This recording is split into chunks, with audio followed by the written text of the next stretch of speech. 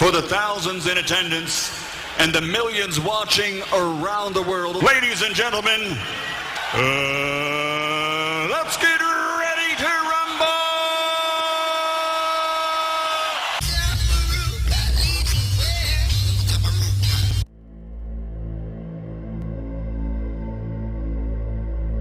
As a Christian, I'm often asked how someone like me, a man of color, can worship the God of his former slave and colonial master. I was taught at school that the explorer David Livingstone was one of Victorian Britain's greatest heroes.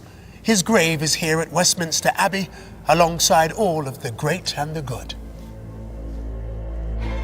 David Livingstone was one in a long line of European missionaries who dedicated their lives to bring in Western Christianity to the so-called dark continents of the world. But this great missionary enterprise was part of a huge colonial venture, one which often brutally exploited peoples across the world. That history is part of my family history, and as a result, they were introduced to Christianity.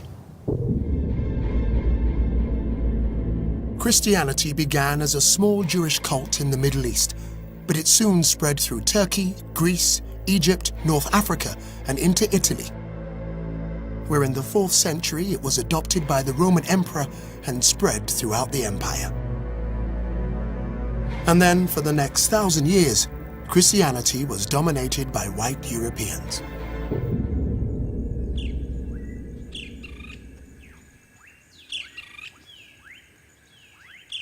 But in 1492, the Spaniard Christopher Columbus reached the New World. So began 500 years of colonialism, and the lives of millions of people, including my ancestors, were changed forever. Good night. This is the Cutting Edge, and I refer there with you next Wednesday. Yes, we're there with you on this Wednesday night, yeah. So much things going on, man. May I tell you? See, Hurricane Michael is the latest round of hurricane that is devastating Florida and other little areas near to Florida there in America. Say earthquake. I feel 2 earthquakes since I left here last week. 2 earthquakes, 2 tremors. Earthquake is not a nice thing to feel, though, I tell you. I tell you what, earthquake is not nice at all to feel. I mean, the breeze and the rain is one thing, but you actually have to see the breeze and not see the rain. Well, when I see the breeze, you feel the breeze. And you hear and see the rain. But you just sit down there and you just feel the ground just a shake underneath you, and you just see things that shake. So it's not a good feeling. I've felt a lot of them over the years, but I realize that because of where I'm going now, it's like we are anticipating so we will get a big earthquake. You know, we did look for hurricane, but right now, even though we are looking for hurricane, we mind upon an earthquake. We are tell you. And then only for go here now, a place where it devastated, I think I went at 2010, them did get for them hurricane, the earthquake, with 300,000 people dead. 80. And then we go here, so now another earthquake, lick them again. I think them's about 15 people dead now, but no place match up. When we look on the stream, them will come on TV and on the internet. And no place match up again in a 80.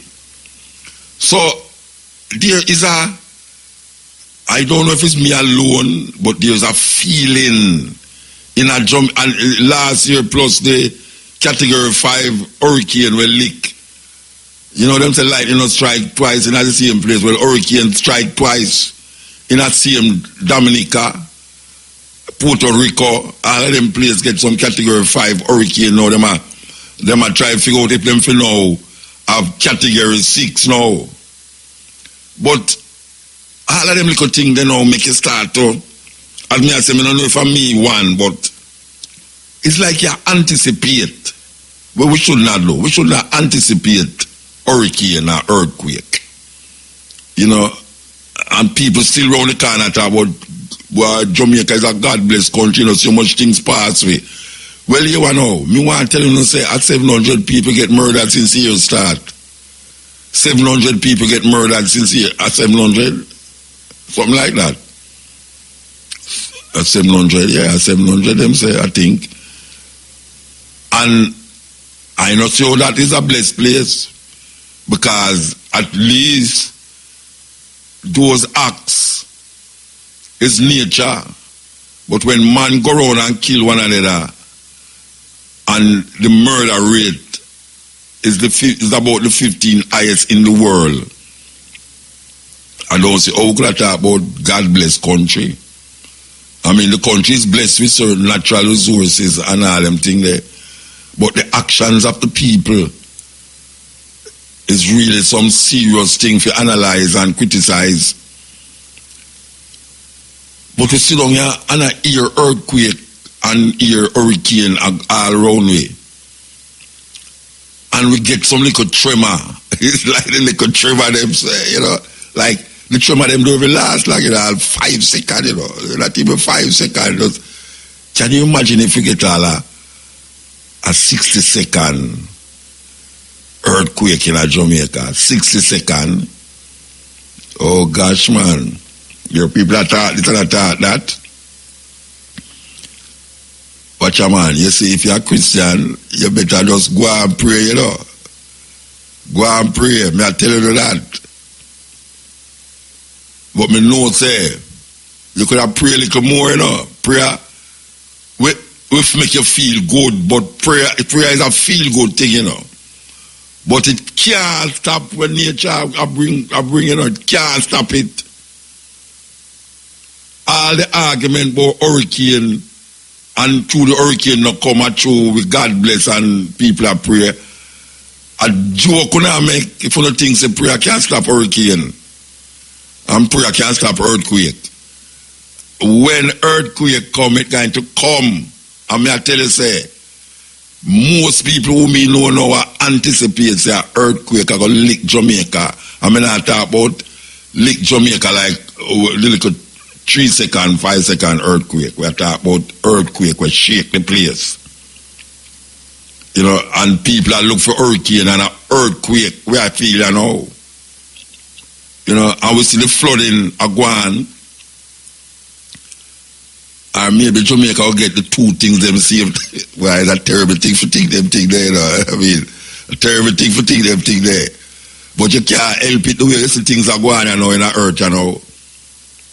Because we see Indonesia now, earthquake and tsunami. You can just imagine you get earthquake and a tsunami. And the second time Indonesia feel it, you know. The first time I hear about tsunami is when Indonesia, how much years ago, them talk about the tsunami will kill 100,000 people. They make all a movie out tight, you know. And me I say, tsunami, our name so? Big man Mutabaruka never know when name tsunami until me hear about Indonesia. Tsunami. People stand up on the beach. You think if me stand up on a beach and see the water recede, me say more land. Me go out, which part of the water you see that look for see is where the water go. Me do that. That is not supposed to happen. And that is where I'm to a whole heap of people. Them see the sea recede. And before them come out of the water and left, them a follow the water mark and a follow go more, and then all of a sudden the water just come forward. Thousands of people dead. Tsunami is not a nice thing, especially when you live on the coastline. That's why when them say tsunami, whether you feel say to come or not, move from there. It's like the hurricane in America, you know, where they might tell the people them say when them call mandatory evacuation, you know. That means say you have to evacuate, you have to leave your house and you this and that in there. Carry where you can carry and move. And some people have said them now move because hurricane now come. Like Jamaica. Anytime the people them tell you, say, hurricane are going to come, everybody I say, Chop. Every time they tell about hurricane are come. Hurricane are come, I mean, I move. The people them in America feel it. Who say they never did go move, them feel it. But they no joke, them could have worked with the Chinese them little more. For Chinese shop pack out and full out a grocery, and then the meteorological service just give you a warning. All of a sudden, all the Chinese shop them sell out, and no hurricane no come. I don't care. I am anticipating the hurricane going to come. Whether them did know it will come or not, I anticipating say it's going to come. And Jamaican people have to get with it. We have to get with it and know, say, you see the people them telling us say the hurricane is in, Jamaica is in the part of the hurricane. Just think that Jamaica is in the part of the hurricane. Don't sit down there and say, the hurricane now come. Alright, it is good to say that. And if the hurricane don't come, you can't even thank yourself. And say, see there, my faith make the hurricane don't come. It's all good to say that. But here now, you see, true me no, say, man no control when nature rig up. Man no control earthquake. Man no control hurricane and breeze and all things that we call natural disaster. Man no can predict. And man use them science and show you say, well, it is at latitude this and longitude that and everything there, and it is getting closer to this and that. Most of the time them right. Most of the time them right. You see the people them who are pray, and I pray this and I pray that and I pray that, it make them feel good, especially when them pray and it don't come. But here I know, millions of people have been praying for certain things don't happen to them, and it still happen. You understand? So I don't care when nobody wants to say, prayer can't stop hurricane, prayer can't stop earthquake, prayer can't stop cyclone. I tell you that. So when I forget with it, I understand, say, when earthquake come, when hurricane come, heed the call, heed the warnings. It's better to be prepared and it don't come than don't prepare and it come. And for those of you who read Bible, you hear about the 5 who was wise. And for those of you who read Bible, you hear about the 5 who was wise and the 5 who was the 5 virgin. A virgin them too, 5 was wise and 5 was foolish. And you also hear about the man who built the house by the sand and one who built the house by the rock. Take heed. If the people them tell you say hurricane the near and you feel little water drip in the sky and then all of a sudden you see only for rain a fall and then you get to the hurricane and you say, Chop. Well, every day them talk about hurricane not come. Hurricane not come here, man. You have people where hurricane not coming and their house still wash away and people still dead. And them all little touch up thing on the side and the gully just broke away. And the gully broke away. Me remember when hurricane come, not even a hurricane. Rainfall and Grand Spen Road they saw. The whole of the building just tilt right over upon the gully edge. The whole of the building tilt. It's like Giddy House over Port Royal. Now people, me telling you this, Me telling you this. Don't follow madness and foolishness, Don't follow madness and foolishness. You say if you live on gully bank, and you live in a which part, river, water run, but you live there how much years now, and you not see no water running there, so you say, what am I talking about? This is no river, river what? Years, 20 years me live here, so, and me never see water run through here, so you go build all concrete structure in the water. Why when poor people don't know if you do them do anything, and not think, Build all house in the river, when dry up river, where them never say water come yet. And on some edge or some gully, concrete structure upon, and them now have build the concrete structure based up off how concrete supposed to be. Some of them don't even put no steel in the concrete, in the block them when them put them up, you know. Them just put up this up because them don't want to put zinc. Them prefer put black. And them still like that on how the black thing go. Well, me I tell you know, you see, we are going in the other part of the world. Don't feel like say, I choose the other country, them wicked. That's why them think they happen. Because you have Christian who believe that. You have Christian people who have the mind there. So the reason why earthquake, like Haiti, because them not deal with God, them are deal with voodoo. And you say hurricane gone and lick how much time? How is it that when earthquake and hurricane lick? I mean hurricane lick Cuba, you know, hear this whole heap of devastation. Because them people, they put certain things in place. And this is a country where people always are going this and are going that.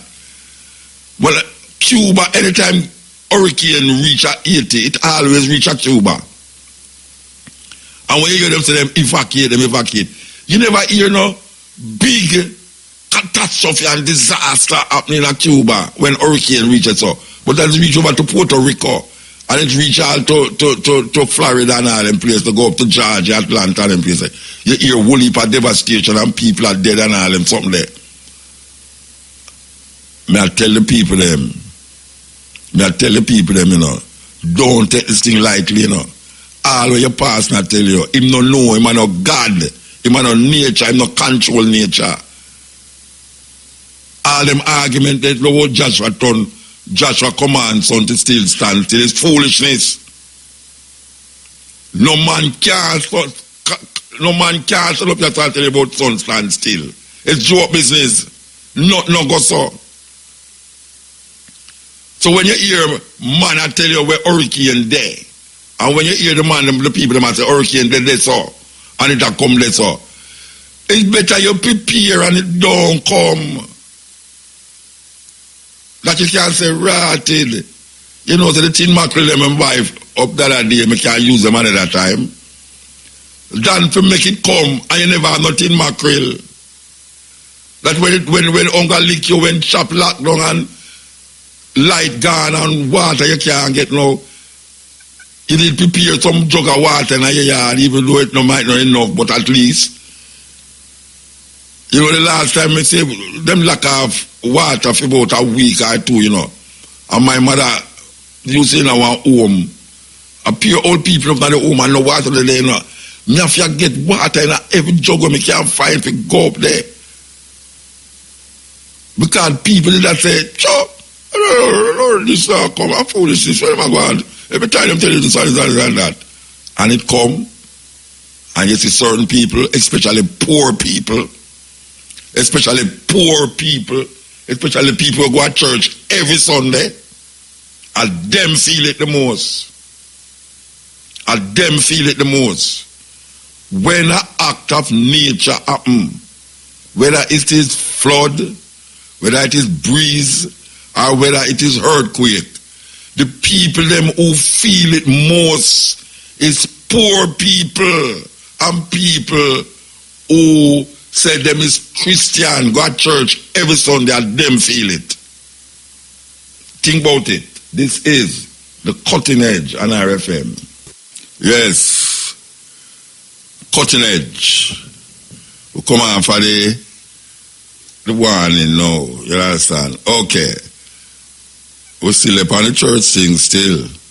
And we will set the tone for where we're going to work with this now. So here we go now. We can set the tone now by playing this tune. The courts of law give us the chance to judge innocence and guilt. But is guilt reduced or removed by the passage of time? That's the question raised by our next document.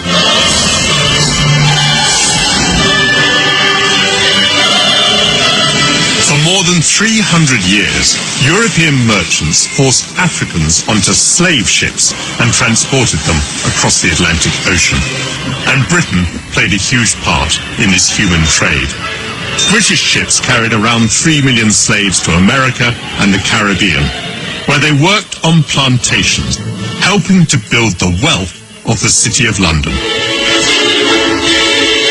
The trade made many organizations rich, and I've discovered in the archives that includes a very surprising name. God Almighty has set before me the abolition of the slave trade. So wrote the great reformer William Wilberforce. And yet, during the 18th century, there were slaves in the Caribbean who bore branded on their chests the word society. This 1817 register of slaves in Barbados reveals that society means the honourable and reverent society for the propagation of the gospel in foreign parts, the missionary arm of the Church of England. And here is that society listed as owning some 400 slaves.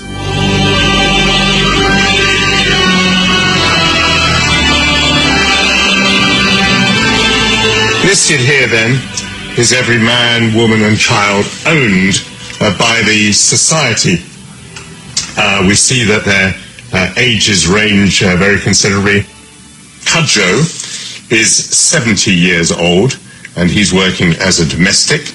It seems that Ben George can be set to work as a grass gatherer even though he's only 10 years old. Some slaves are still alive at a very grand age. Here's Rita, who's 90 years old. She's infirm. She's no longer working. But on the other hand, Okoa and Kwashiba, who are both 80 years old, are both still working as nurses. The documents don't reveal the conditions that some of the slaves would have endured. 12-hour working days in intense heat, punishments such as the lash or being put in leg irons.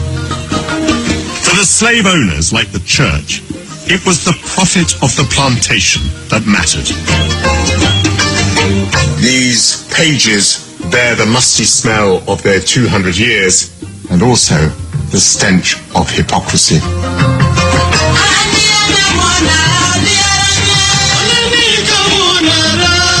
Today we can still see the wealth in our capital constructed on the foundations of slavery. The Corporation of London had its seat in the magnificent Guildhall. Sir William Beckford made a fortune from slave plantations in Jamaica and was twice Lord Mayor. William Beckford, the Lord Mayor, might have been focused on profit, but the church added a moral purpose to slavery. They recognize that slavery is problematic, but they also recognize that these slaves, that Africans, come from this dark continent, and therefore they need to be civilized. And slavery, while not perfect, provides an opportunity for bringing Africans into the body of humanity. Does the Church of England succeed with this mission of civilizing the slaves? It's a complete failure. They failed to convert the numbers that they had hoped to, partly because Christianity provides a point of resistance for slaves. How do you resist this terror? Well, you refuse to take on their religion. They brand slaves with hot irons as a sign of ownership, and they flog them to death, and they also sell them off when they can't work anymore. So they don't treat them any better than slaves on any other plantation? That's what the historical documents suggest, that the Church of England plantation is no different to any other plantation. Glory, glory, hallelujah, when I lay my down. The international slave trade was abolished in 1807. But it wasn't until 1833 that Parliament outlawed slavery as an institution. Compensation was paid, not to the slaves, but to their owners. Documents show that for freeing its slaves, the church received nearly £9,000, a fortune at that time. We have in Britain today a history of churches, of church buildings that are built on the blood and sweat and brutalization of Africans. All pirates, yes, they rob I, sold I to the merchant ships. In 2006, the then Archbishop of Canterbury apologised for the Church of England's role. But neither it nor the state has met calls to pay reparations. Its historic actions clearly weigh on the conscience of the Church of England.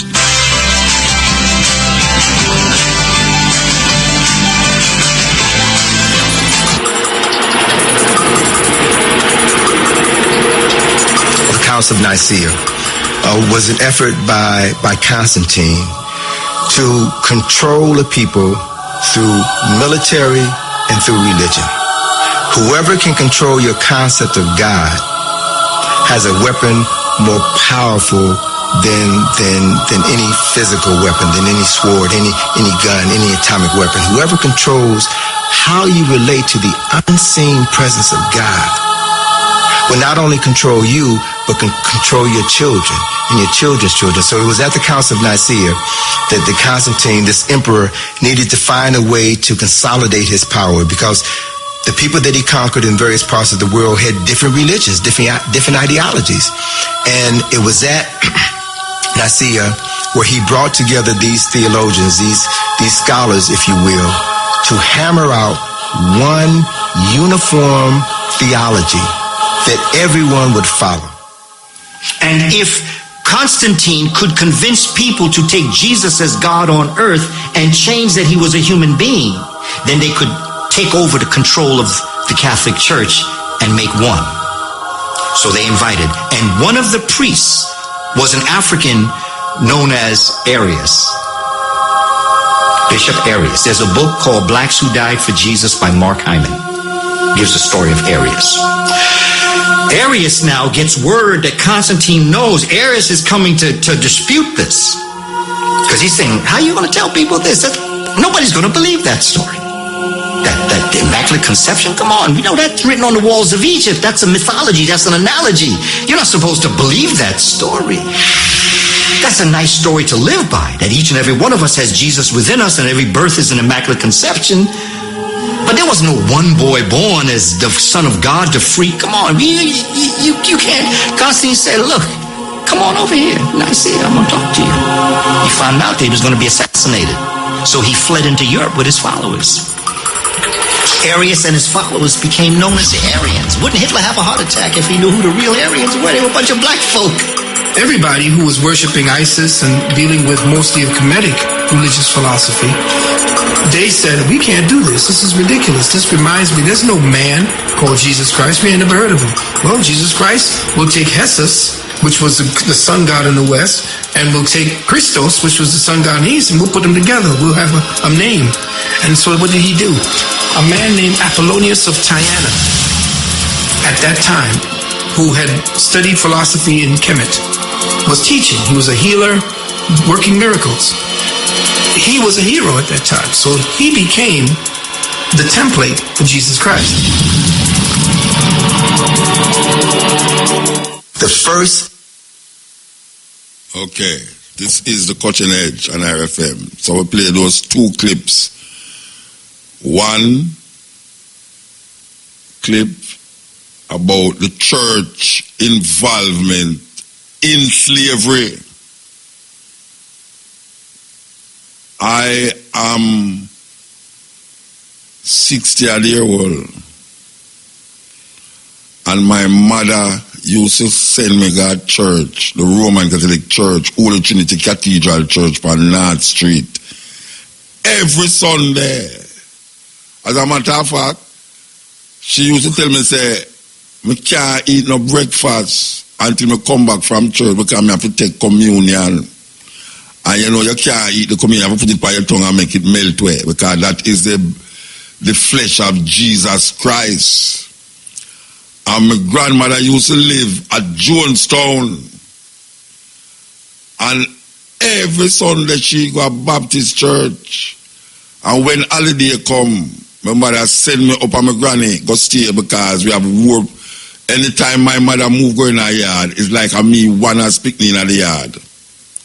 But when I go to my granny, I have my cousin them and little friend them round the place where we used to make kite at Bryan Street and play cutway and all them something there.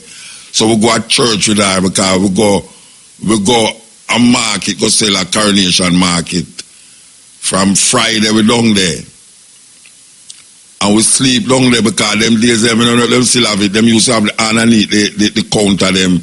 You could have pack up your food them in there. That time I think about no gunman and no thief. Nobody not come in to come thief your goods.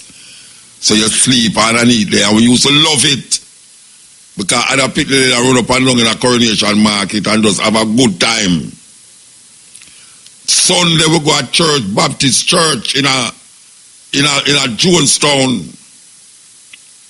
I don't know if the church is still there. But Easter, that's how we go. Christmas, that's how we go. Why may I say that?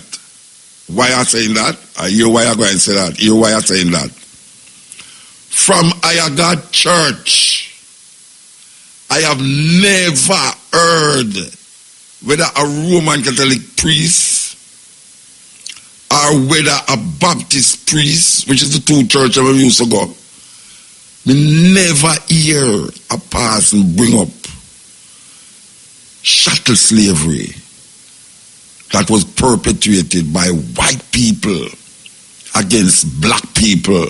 Never hear them talk about it. Never, never, never. I don't say them don't never talk about it yet, but in my experience, in my life,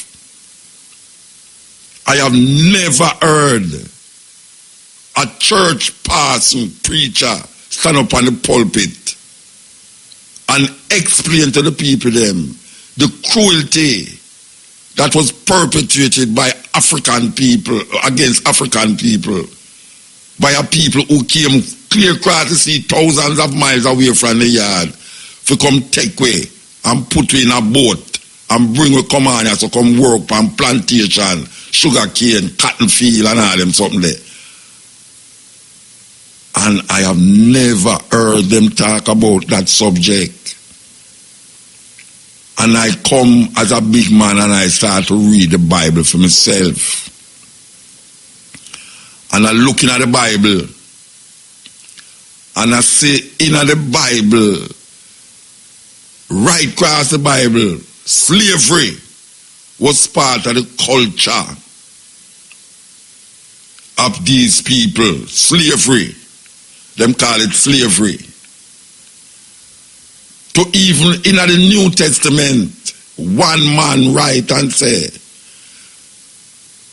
slaves must be obedient to their masters. Them even go and tell you about a woman, the man is the head of the woman, and Christ is the head of the man. Permit not a woman to teach in the church. Slaves must be obedient to their masters in the Bible.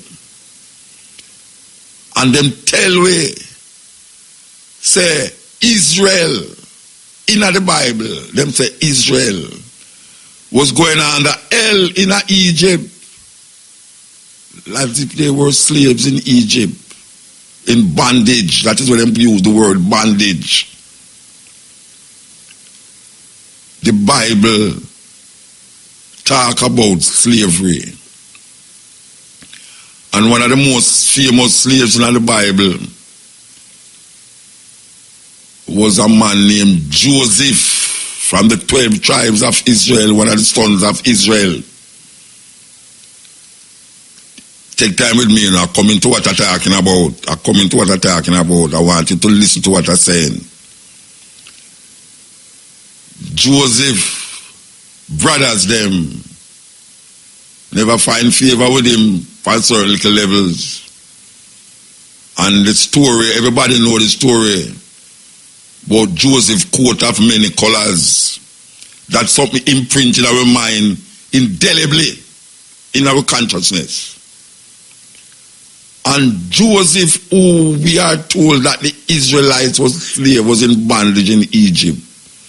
The Bible tell we say Joseph become a governor in Egypt, rise above everything, and then the brother them was shocked and surprised. The Bible say slaves must be obedient to their masters. In West Africa, them have a group of people who come into Africa and invade Africa. Them call themselves Arabs. And them come with a religion named Islam. And them spread right across North Africa, even into certain parts, West African states. And they enslaved the Africans them. Enslaved the African them. For hundreds of years, African people was enslaved by these invaders, the Arabs. And in enslaving them, they taught them their religion, their Islamic religion. And the Africans them, like sponge, absorb this religious practice and belief. And it spread right across, especially North Africa. Go right into places like Mali, Benin, Senegal, Ivory Coast, Gambia. All of these places get absorbed by this religion. That the Africans them start to give up them African identity and choose them Islamic identity. So even those with African names try to change it to Arab names. So the Africans them now become not Africans anymore, but slaves to a religion that enslaved them to a group of people known as Arabs. Hundreds of years it's a go on. So the Africans cease to be Africans. They are now Muslims, spreading the religion of the Arabs right across Africa, North Africa especially, even into West Africa, where the indigenous African culture was part of the spirituality of these people, the Yoruba, the Akan, the Ashanti kingdoms and all these things was devastated. Not physically, a lot of it, but spiritually. Them take their Islamic religion and control the Africans them. But slavery existed. Slavery existed. Slavery existed. As a matter of fact, the word slavery, slaves, come from a European tribe, the Slavs. If you don't believe me, go look it up. There was no word in Africa for slave. No word. There was no word in Africa. Slavery is a construct of European word sound. Slaves come from Slavs. The Slavs in Europe. So what we have is that when the people then become servants, them call them slave. There was no slaves in Africa. No word that defines slaves. But you have people who were under servitude. Servitude, where you serve a certain time by doing certain work, and then them let you go. Or if you can elevate yourself, like Joseph in the Bible, you might also become a chief or a king. There was no concept of chattel slavery in Africa. None. And make us use the word slaves to make it more palatable, when I say palatable, to make people understand clearly what we are talking about when we say slave now. So we're going to say the slavery that existed in Africa was not chattel slavery. The Africans them had no concept of the slavery that we eventually started to know when white people go to Africa. What white people did to Africans, bringing them here and turning them into slaves. That concept of slavery never exists in our West Africa. Never. That even when people, tribes fight against tribes and war broke out for land and man kill man and man capture people, there was a law that governed, just like how you have prisoners of war in war, you know, you have things that govern the prisoner of war, that if it was an enemy, you don't treat the enemy a certain way. Africans fight war like any other group of people. And Africans capture people, them when them call them enemies like any other people, just like anywhere in the world. France and Europe, France and England used to fight. Enough. Europeans fight Europeans in those medieval times, how you call them, and bring slaves into them country. When Christopher Columbus come here, so him see the Taínos them, him take them and carry them go to Europe, go to Spain, for come show off. Say, yes, see, there you have some little people down there, so why them nice and sweet, you see, man. But them don't have Jesus in them.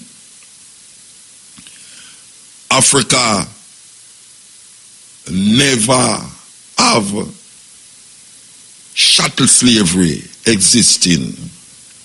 Chattel slavery is a white man construct. Chattel slavery is aliens who invade Africa construct that. And through the Islamic religion, we start to become like the Arabs, with all the sometimes good things and a whole heap of the bad things. We inculcating ourselves and we become what we call now Islamic. So here come the infidels, the Africans who lost themselves in the Islamic concept, start to see them brothers and sisters as infidels who never accept the the Islamic thinking. So they become now infidels.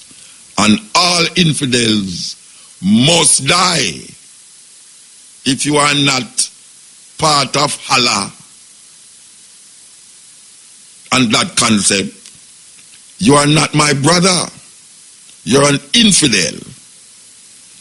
So here is it now that Africans who used to celebrate them tribal understanding and tribal concepts come out of that consciousness and start to celebrate that alien thing and start to look down upon them tribal brethren now as infidels.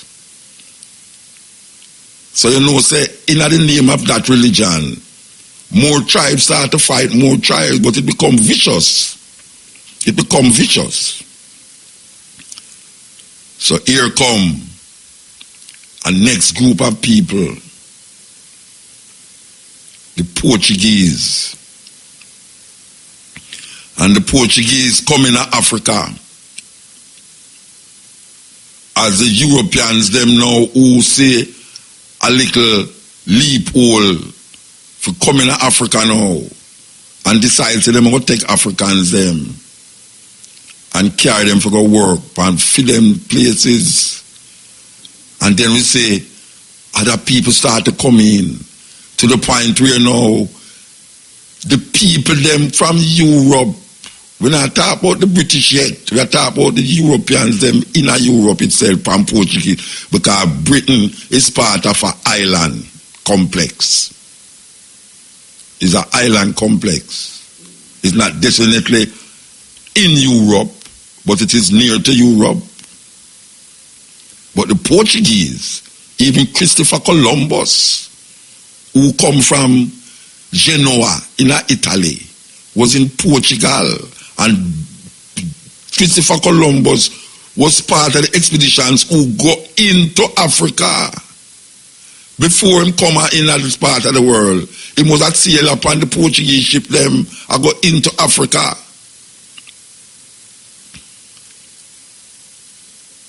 A white people's history, you know. And we talk about these things many times, but it come to light now based up of what we see go on here so now. So you hear say now. So the British decide, say, why them addicted to sugar, them addicted to rum, but them can't work the field them. And the little white slave them what them used to bring for come do certain things can't work it, the sun too hot and all them something there. So them have to find another way to sustain this business.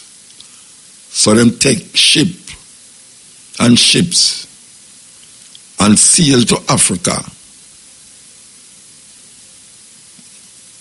to find people who them never see as human beings.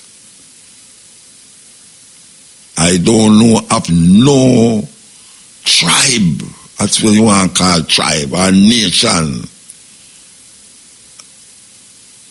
where look upon a next nation or a next tribe and don't see them as human being. I don't know of it. And if them doing it now, it's because of something that is inculcated in them. Just like how the Arab religion inculcated in a whole heap of black people now, that them don't see themselves as African again, but them see themselves almost as Arabs.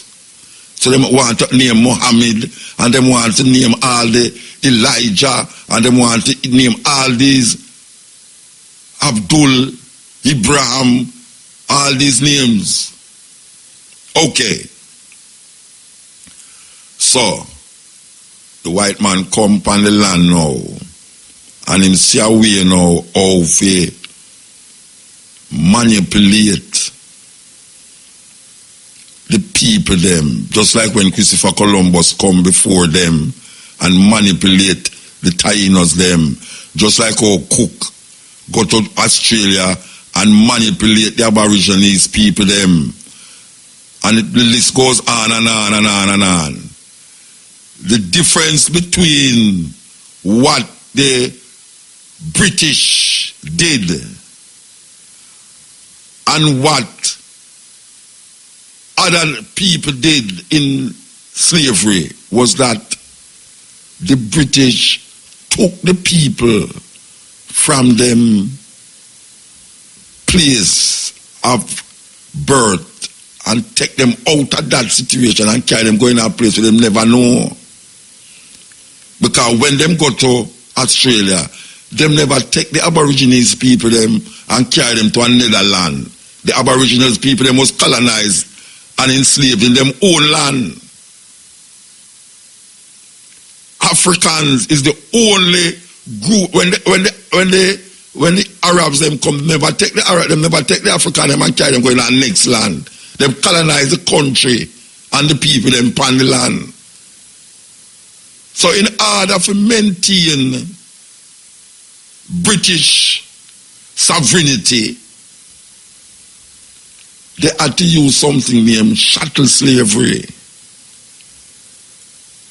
Slavery, the word slavery is not from Africa, and it's not from China. It's not from North America. It is from Europe. And as I said before, for want of a better word, we're going to say slavery existed in Africa, but not as we come to know slavery. So, the Africans, who is not Africans anymore, because them take up all these alien religions, never see these people who them used to live with. Them say some will eat and drink with you. Or them say, look how me used to sit down, play football together. Sometimes we have all the same woman. But because now we take up a religion in our head, we start to switch. The Africans, them see a way. Them say if there's no buyer, there's no seller. So the Africans, who is not Africans anymore, but is under the spell of what we call no religion, not seeing them tribal brethren anymore as brethren, participated in the movement of people, not knowing what would befall them outside of Africa, because them do have a concept of chattel slavery. They do have a concept of chattel slavery. Them don't know, say you have man, we are going to tie human beings between horses and whip the ass them till them armpit pop out. Them do have a concept of man. I going to take iron and put it in a fire and burn you on your back and your front and everything. Them do have a concept of man. We're going to cut off man penis and put it in a buckle and put it in a them house as souvenir. The African them do have that concept in them head. There was no concept of chattel slavery in Africa. Yet still, we know that slavery existed in Africa, just like slavery existed in Europe. Why we have said that and we have said this?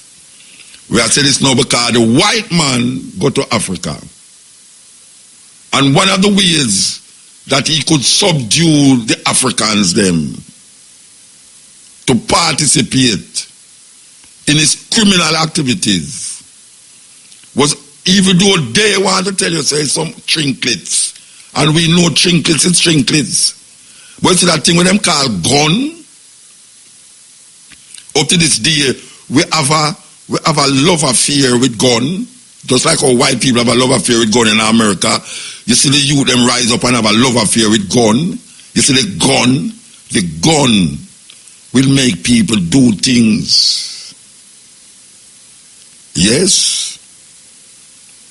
And we not apologize. We're not apologizing for what we are saying. Because we know, these people get the African them to participate in a them evil. Just like them get the politician them today to oppress the people them and don't feel like says oppress them or oppress them. And when we, the runaway slaves, say, watch out, only oppress the people them, you know. Them say, what them talk about? Which oppression? I know oppress the people them because them get inculcated in our mindset, in our system, in our British system that cause them to react to certain things and make them feel like say them not responsible for it. But them can push no one say, see there, we not talk about African redemption, we not talk about reparation, but African did not sell African. What is the condition that we talk about when we say African that sell African? What we're talking about? Make us sit down and discuss it. Make us sit down and talk about it. Why is it that the PNP and the GLP is free to do what they want to do in terms of uplifting the people them? Yet still them have the Queen as them head of state. And all of them relationship, democratic relationship, social relationship, how we talk, who we worship, is designed and operated by white people. It's white people decide how we talk, how we walk, what we eat, what we wear, how we have sex, and all of these things. Yet still, we now go say, it's slavery. We now call that slavery. If you take these people who govern we now and put them in at the time when they talk about African, sell African, them wouldn't feel say It's something terrible them do that though.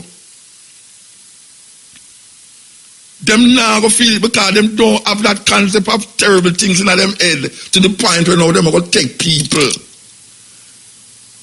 And me not going to think nothing wicked against unnecessary wickedness against certain people in Jamaica. But these politicians who claim to be leaders don't feel say them are sell out black people because them don't have that concept. Them hear about selling out, but them don't feel say sell out. And we are supposed to not sell out black people, and them say no, you know, so we have to do good thing, you know, so we have to fix road, you know, so we have to do this, you know, so we have to do that. And we give you Jesus for all our plan. We say Jesus when come see what we can do, Jesus will help you do. The African them in Africa keep doing what we say happen. White people come there, them get Africans. White people come there, them get Africans. And carry them come across as well. And do something to the African people, where African people never have that concept in their mind. There was no concept of chattel slavery in the African mind. And guess what? You see, when a whole heap of them realize we are going after generations and generations, you see, after them realize we are going, you think say a whole heap of them not climb on them ship and come over here for free Africans. Them not record you, them not tell you that. Them not record that. So you have Africans who come here not as slaves but to free the slaves. A whole heap of we come here not as African slaves, become slaves, but to free the slaves them. Just like Harriet Tubman in America would say, start the underground rail to move Africans from the south and go to the north because them think them was more free up in the north. And she said, look here, I have freed many slaves, but I could have freed more if only they knew they were slaves. You know much black people righteous or no things that slavery done because no chattel slavery now go on. Because to them, chattel slavery, when people talk about slavery, they talk about slavery as it is practiced by chattel. Africans never have that concept. Them feel say it's something them a do.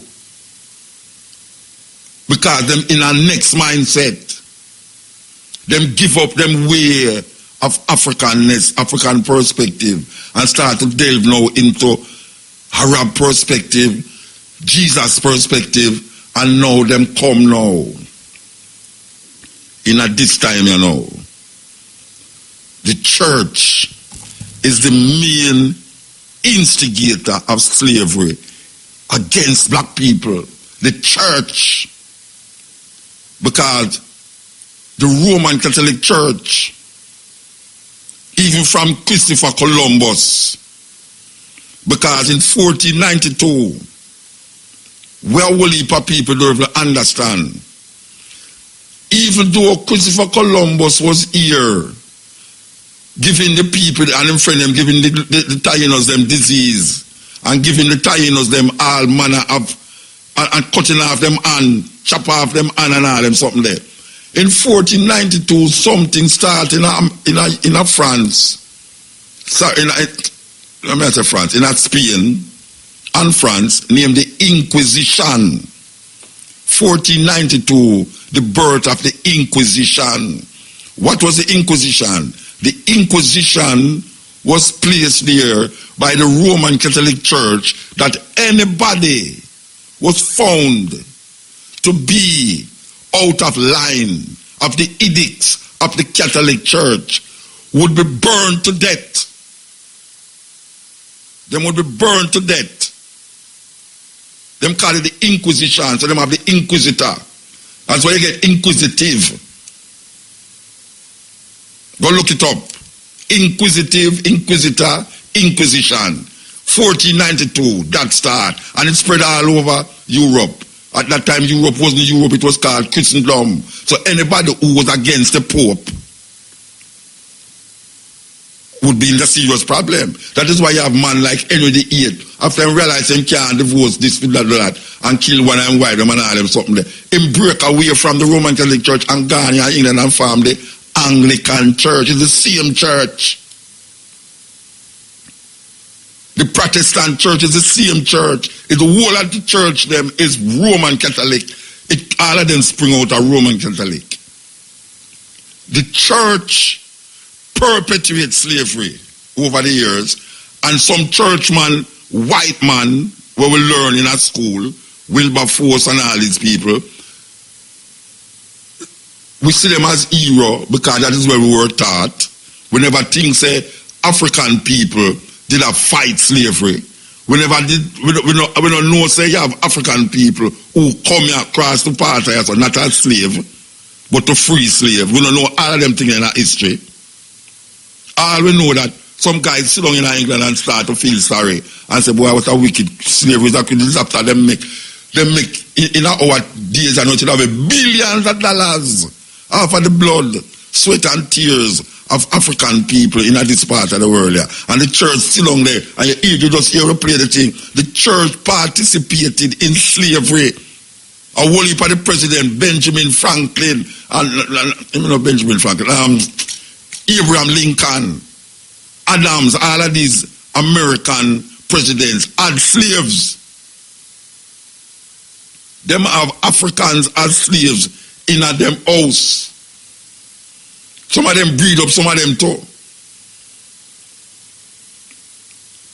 So, some little giddy-head African in this time and now come and say, well, you want to say, we want to apologize for what took place in those days. That they say, from we go to Africa, some chief come together. Them never say it in the name of Jesus, you know. Them say it in a film tribal way. Them say, yes, we understand where it go on. You understand? And based upon the times we're living in, all right. So them apologize, and we say, all right, now, so we can move on now to the next thing. The next thing now is to find out now the wicked apartheid. How we're going to get these people who make this thing happen. Give us some reparation and admit them wrong. Because the first person I hear admit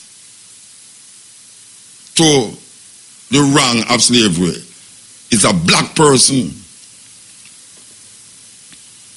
And all the things I just outlined a while ago, them know say, where people are telling you about black people sell out black people and them thing there. You want to believe that? All right, you believe that. So when we say, these black people that we are governed with, I sell we out. Most of the people them say, what them say? What most of them say, things that go up and you know, see this, all them hear cabo talk on radio at Sunday morning time. Them say, slavery no exist again. You know, tell backward talk and fool talk, them and all them something there. Oh, slavery no exist again. But the people them a bawl and a cry out. And these people supposed to have more knowledge and understanding of history. Because when you have a precedent set, you can use the precedents to move forward. And people without a knowledge of them history like a tree without root. There was no precedence set. Because what if them black people, they never see no white people yet, and they thought they must see white people. We have white people that run up and down all over way. All over way. Anywhere you go in Jamaica, you see white people. You go in Barbados, Trinidad, everywhere, white people there. So we don't feel like say we're living at the same time where them are going in slavery. Because slavery come in a different form. Just like how the Africans them didn't know about slavery, but it wasn't the form where white people take it to the next level. White people take slavery to a next level. But we never did understand about that long that's all. We don't have no concept of that. Just like how we have white people run up and down round so now, we don't have no concepts. I wonder where them up to. I just some little conspiracy theorists could have run on the place and say, we can't trust them people, they not sit. Them a learn with music, them a learn with dance. I see them a take it when I carry it go there. First time all the parties used to go to Japan. Now they can't go to Japan again because you have a bounty killer Japan with a Japanese. You have Japanese sound system where bigger than make Matan look like joke. You know them it's like we can't see. Look how the Chinese them are coming now. When you know the Chinese them are developed Jamaica, we are talking about the Chinese them want to colonize with her. It's same where the Africans them do that thing. Because them couldn't see it. Them have the concept there. Yet they have certain ones in amongst them where they realize about weird. And that are going over there so because news started spread. Even though the distance far, news started spread. So look where going over there. So some of the Africans free themselves and say, watch out, we are go over there to go free the African them. We are coming to Jamaica, come free them. Bookman did come from Africa. Bookman was an African. We go to Haiti, go start a revolution where uprising where is unprecedented in the black world. Nani come from Africa. Where do you think Nani come here for? Nani come here for free somehow, no? Somehow no slave, we are going like someone not slave. Straight from Africa them come. And like we were great-great-grandmother, great-great-grandfather, they come from Africa. And people want to say, you're never born in Africa, so you're not African. It's so African thing now. Then if you think that, why you feel say the African them down there so? Did I think or you think now that you can't see where them never say, but you can't see where you in and now. You can't see the dilemma where you find yourself in with the Chinese them, with Britain and all of these countries were surrounded with the French them who are asked the Asian them for pay reparation how much years now, with the Dominican Republic, white people them who don't like the Asian people them, who the French now apologize for them atrocities, the British schools and all these people apologize for them atrocities. Look here, man.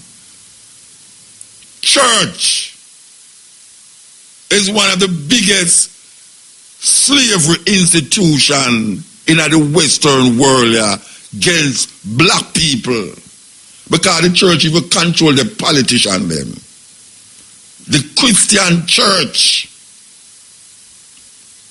Because right now, people hear me talk, is that they want to turn off them radio or them say that damn mad boy you hear me talk about. And we believe in Jesus Christ. That is where in slavery. But you see, you can't tell black people that who embellish in this thing, you can't tell them that. Because that is where inculcating at them. If you tell them about voodoo and obia, if you tell them about Yoruba tradition, Akan, Asante and them thing there, if you tell them about Brother Nancy and all them thing, them not gonna accept it because white people put that in them brains for how much years now, and it become them reality. So them want to perpetuate the argument that Africans sell out African. So when we are fight for, when Mutabaruka the pan radio attack, when you talk about white people all the while, you know, to say black people sell out black people too. Black people sell out black people too. You see that in your history book, and you accept that as part of your reality. But you don't say you are enslaved by a Jesus concept. Where it's not your reality, but it become your reality because white people will make you believe that. You know how much time them have conference to tell you, say, Jesus Christ is God. You know how much time them have conference. White people, no, black people never have them conference. Say, you know how much time them have conference to make you believe that Jesus Christ is God. That are some people still not believe it, who is part of the church where them break away. And I said, no, it's two different things. And I said, no, it's one. It's two, Jesus and the Father is one. They might try to make a dual personality become one personality.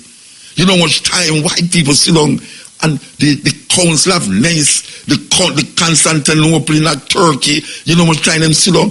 Pierre man sit down in that conference, 200 bishop meet, 1 year, 30 years after, 100 years after, them have conference for organize and structure this thing now that black people believe in to the point where now they will kill, just like all the Africans them who take all of Islam will kill them black brethren, them tribal, them nation brethren them because of Islam. It's same way now you have Christians who will not listen to Mutabaruka because Mutabaruka say Jesus is a condition them use to enslave way.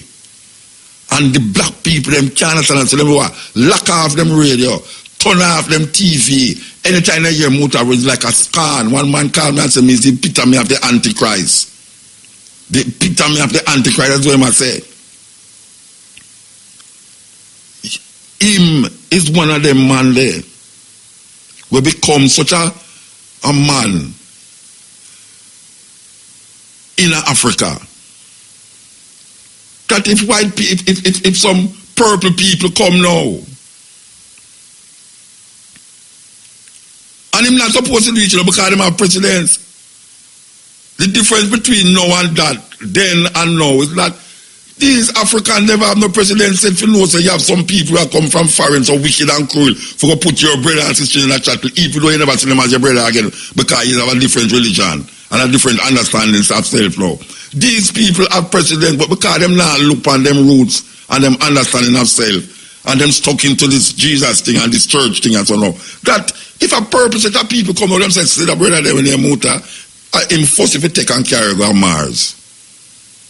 I don't know what I'm going to do in Mars. Maybe I'm going to take the flesh and eat it little piece by piece and piece by piece. You don't know that. But guess what? Maybe when you find out, say, after 200-300 years, you find out, say, but a millions away left here, so and gone up there, so you know. It's when them go out without that, you hear somebody come back and tell you, say, so like somebody slave them used to work on the ship to clean out the ship and clean the blood and the piss and all them things there for the ship. Them come back and tell the African, them say, you know, something are going up in Mars, so. The purple people, them will take your people, them for about 100 odd years now and do all that, you know. You see them one, I go revolt. Like how we are revolt, so now. You see them when I go revolt, but guess what? You now learn from history. You're not learning from history. So you have some church people come with some African who get embedded in a freedom thinking. Because if me and my woman have argument, nobody now gonna know that in the house, you know. And me and her church out that in the house. And me and her church out that in the house. If me and my woman have argument, me and her church out that in the house. Me now gonna go in front of uneducated, unconscious people and tell them, say, "Boy, you see my wife, this is my wife that she will come and say, you see my husband, this is my husband that." No, that has some little, you never know, uneducated, you know, people will love to tell you about, you know, you have some, if you notice the people, them bring them, what them call it, wash them things in a public. It's mostly some uneducated people who don't realize, them a break up a situation and make the situation worse when them do these things more than sit down. That's why people are chop up people.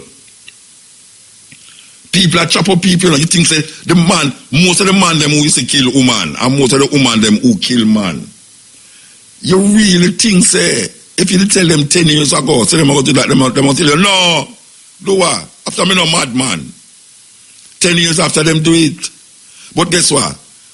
You see the man who reach a stage and now we want to kill him, man, him not learn from history.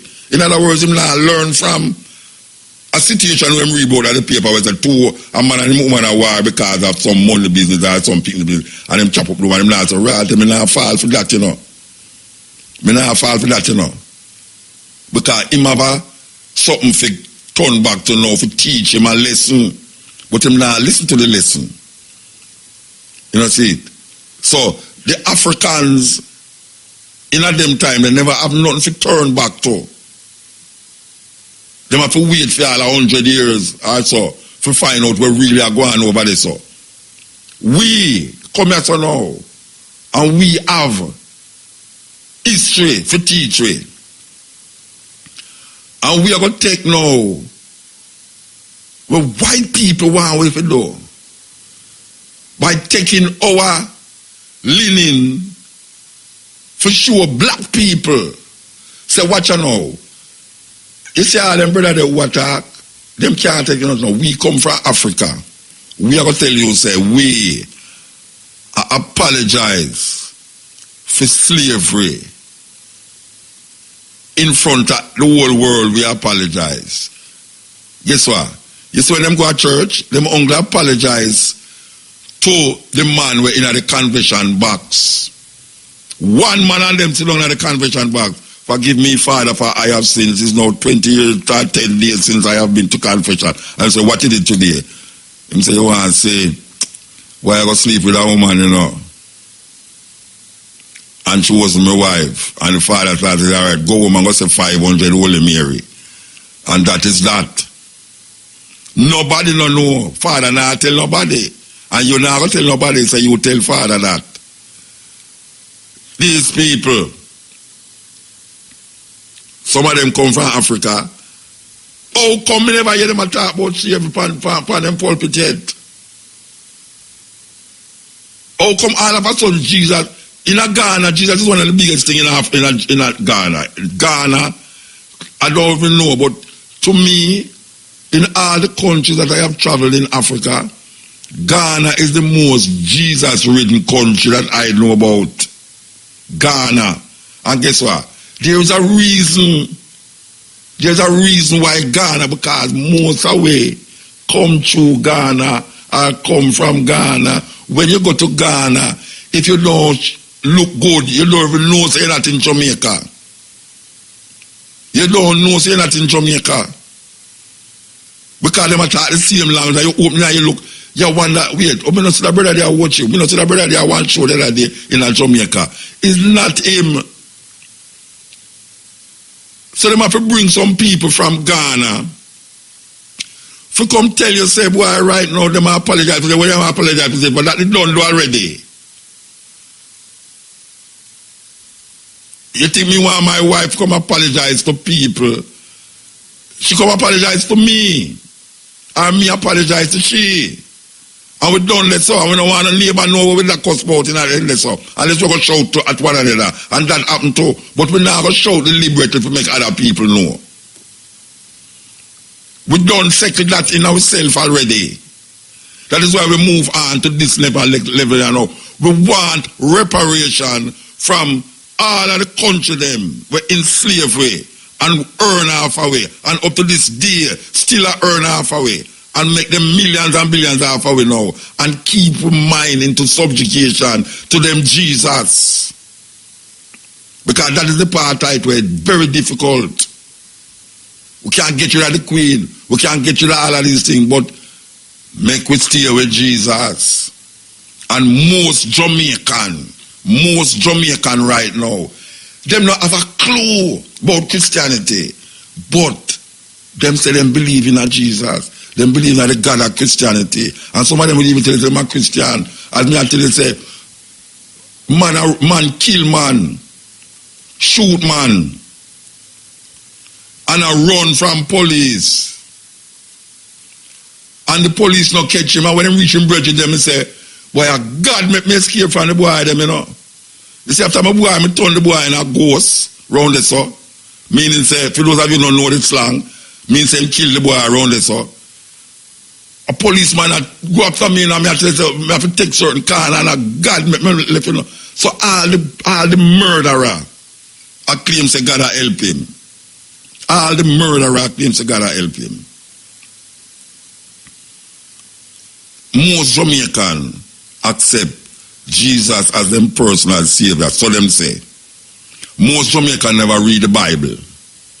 If you check most Jamaican about the Bible, they won't go tell you something with them ears say in there. But if you start to confront them about it, them don't know what them saying. Most Jamaicans will ridicule Rasta. Because them hear Rasta and say, Rasta, where you get that from? And most of the things when me hear Rasta say from them time, they're in the Bible, you know.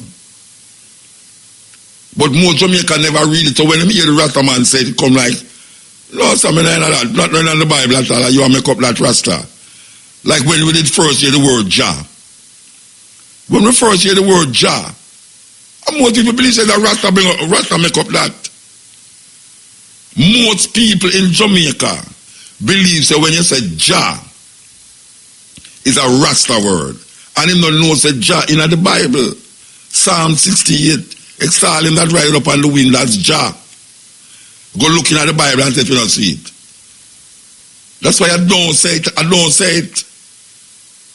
That is something will come out of my vocabulary, this thing Jah. Because only people know how to say Jah, and it's not who I used to call Jah, him I talk about. So instead I go around the corner and I don't say Haile Selassie. Now if you want to accept, I can't tell you if you accept Haile Selassie. I tell you what I say. I not say Jah.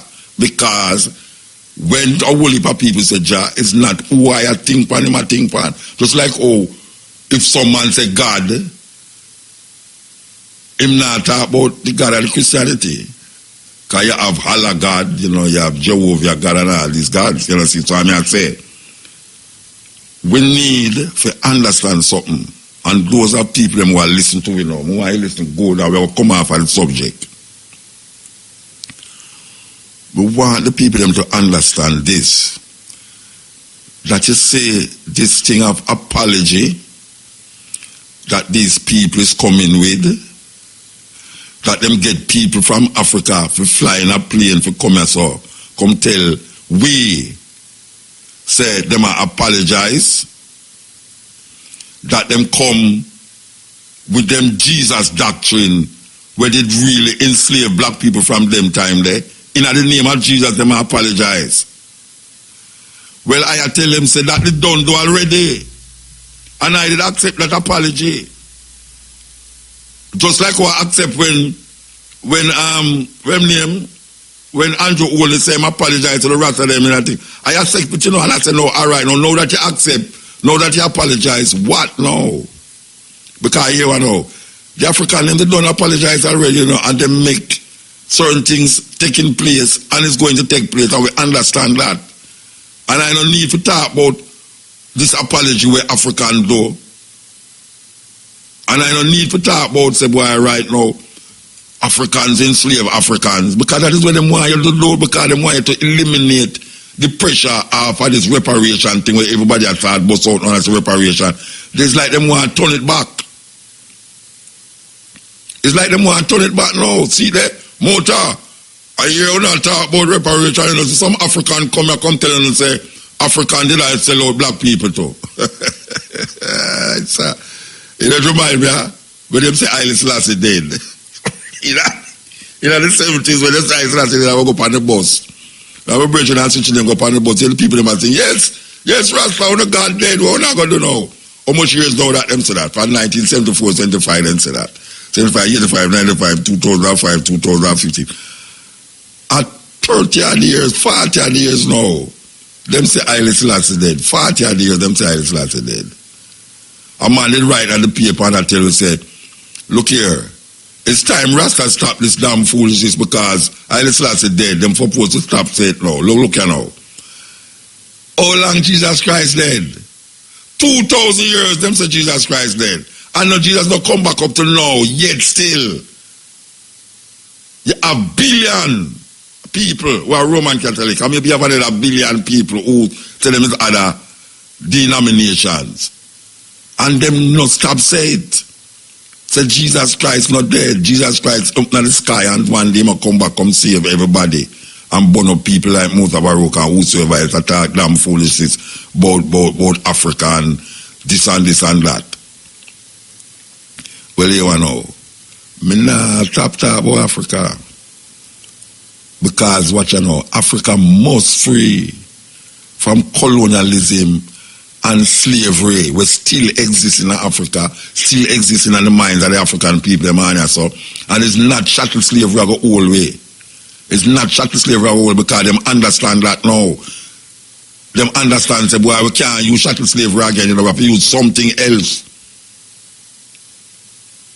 You them have a man named, the man will say, if him never exist or not, whether him exist or not, because some people say him never exist. Him say, pitch the brown skin against the black skin and the black skin against the lighter skin. To tall with the short, the woman them against the man them.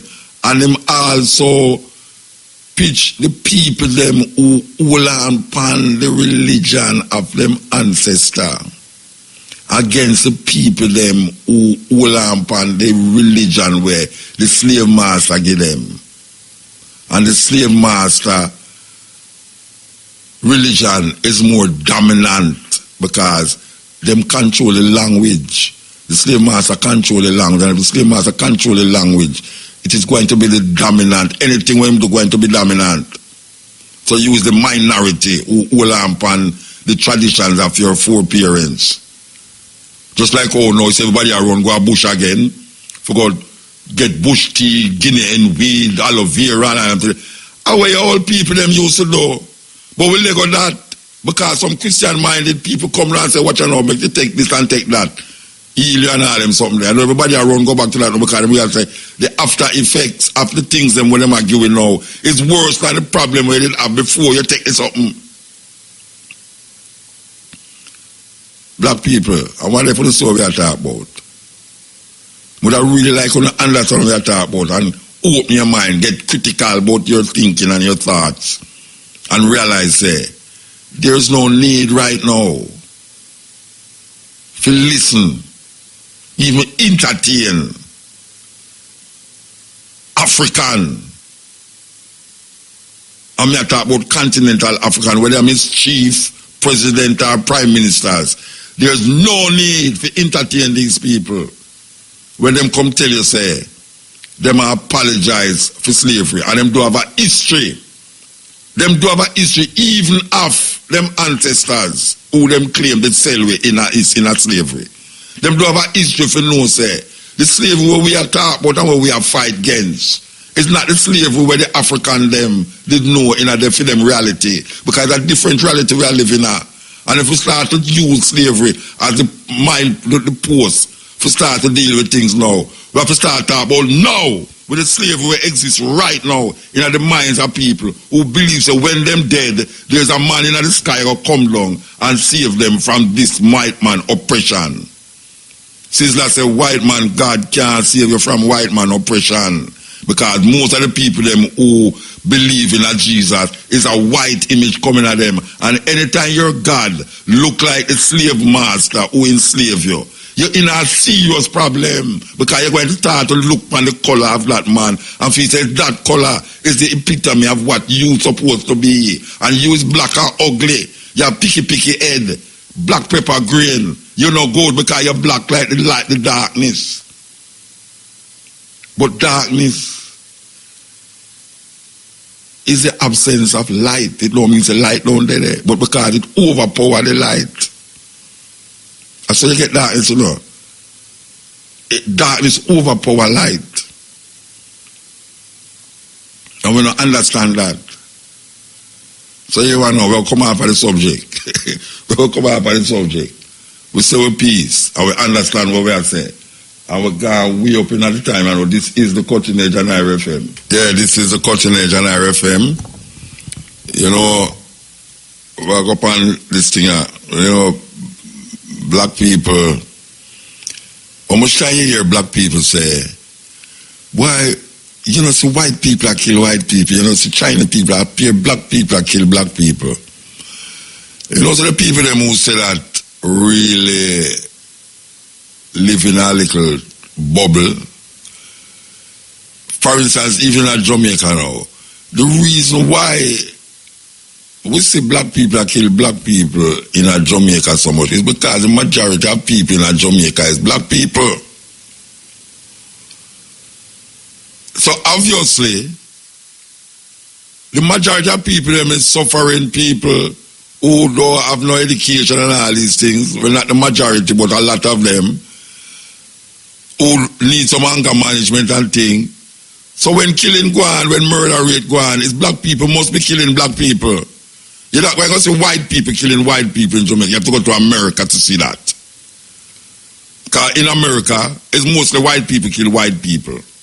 As a matter of fact, white people kill everybody. Black people, brown people, and themselves. Only must stop it.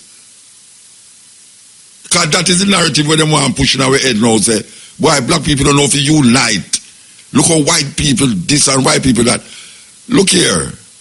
The greatest war, the biggest war that ever been fought on the planet was World War I and World War II. And it was white people killing white people. I'm going to say that again. The most devastating war that has been fought on this planet Earth was World War I and World War II. And it was white people killing white people. White people has always been killing white people. Black people has always been killing black people. India and Chinese has always been killing Indian and Chinese people. We must not fall in this trap because we live in a little conclave, in a little corner of the earth where the majority of people in this part of it is like we keep pushing it out there by saying black people don't know if you unite, you know, so white people, we're part of white people unite. Which part of white people unite? Every race of people have a problem, but why black people must carry down for themselves so much? All man a sing song. Hear some reggae that sing song say, you know, white people now fight, you know, Indian now fight, and black people are fight. You know, like really, white people not fighting. You see what going on in Yemen, all these bombs that you see what them going to Iraq and do. White people going to Iraq with a stroke of a pen. And when them say the pen is mightier than the sword, it's true. The men them who create war in the world never go on the battlefield to kill people. Them sign something and make other people go do them dirty work for them. Look what Hitler did to 6 million Jews. Look what Leopold did, never setting foot in the Congo. 10 million.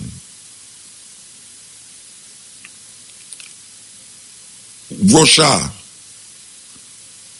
Germany, England, France, Norway, Belgium, all of these countries kill one another. We must stop it. Stop. Bring this, I don't even know if karma we want to say, stop bring this negativity on ourselves. Marcus Garvey said we are a great people and we'll be great again. You know, we must stop it. Most of the killings, you see some young white youth just walk in a church and kill whole heap of black people. You see some white youth walk in a school and just shoot up the place and just kill whole heap of black people, white people. You see a man sitting up on a hotel building, there's a fire shot in a crowd, killing whole heap of white people and whosoever else is in the way. But we look on ourselves like where them want to look on ourselves like uncivilized and coot, and then we start to live out for them reality, them illusion. We start to live out for them thinking of how we them think. We said that's why when you look on certain things we are going on in society where them want we to accept, and I will probably accept it. We say, but wait, How the hell we not to say is an enslavement? In the cultural expression, in the food where we are eat, in the clothes where we wear, in our mindset as it relates to sex, in the education, in the religion, all of them things that is manipulated and controlled by one set of people. And then the people them who accept it is controlled to the point where the people them who give it to you to accept don't even have to be present around you. Because them have people will look like me and you, will carry out for them job and for them work. And we can see it in the church and in the politics of the country. The politics of the country is designed. You're the minister of security and justice that come out now against the police force.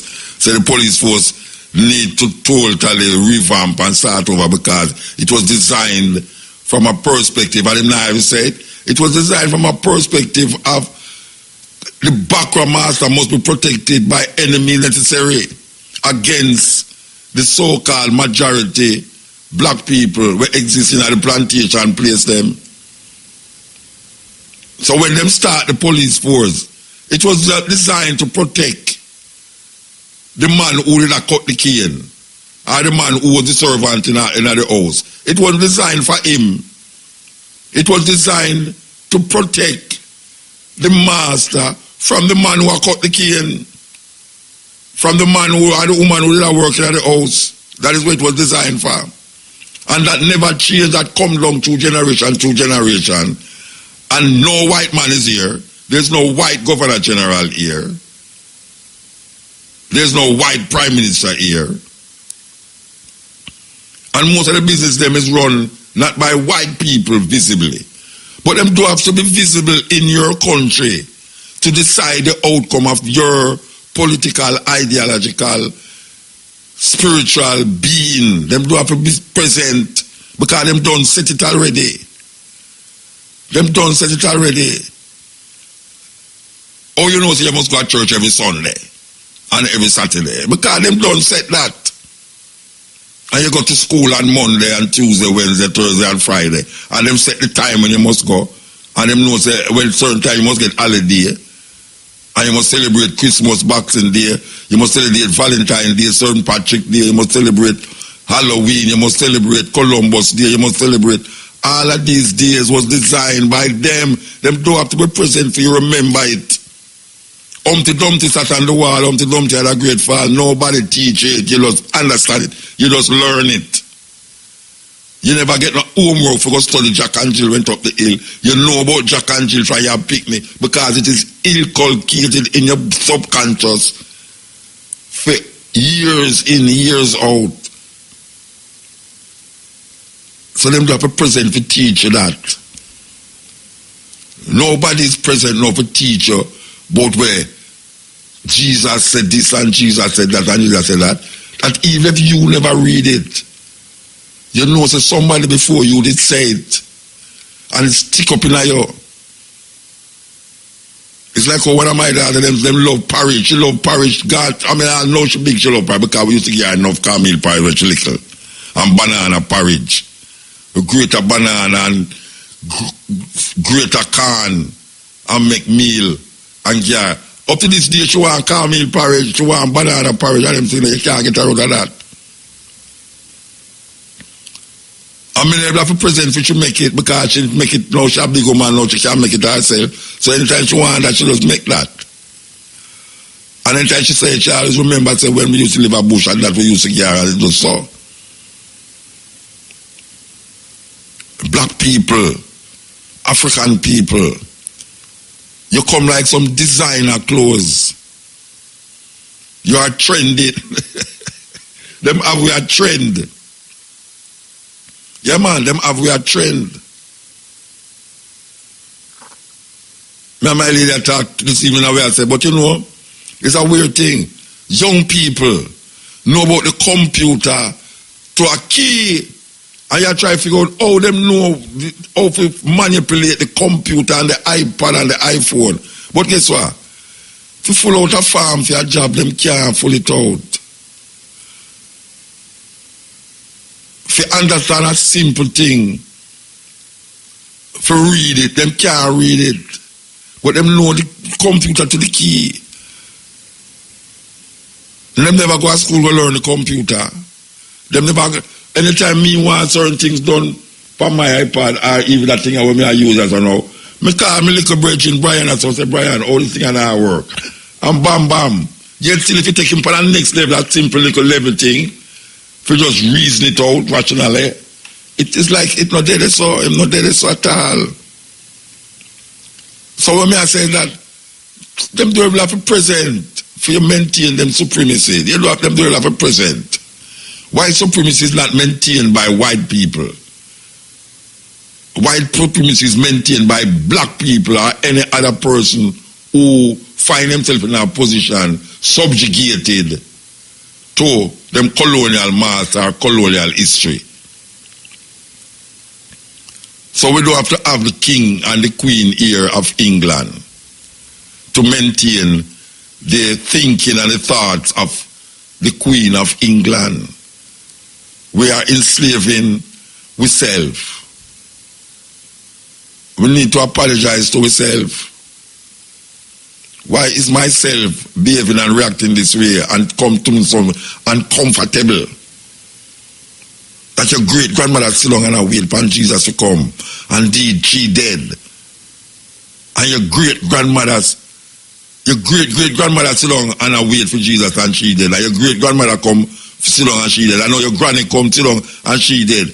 And your mother still long and she so dead because she wait for Jesus and she knows that she got dead no matter what, whether she believe in Jesus or not.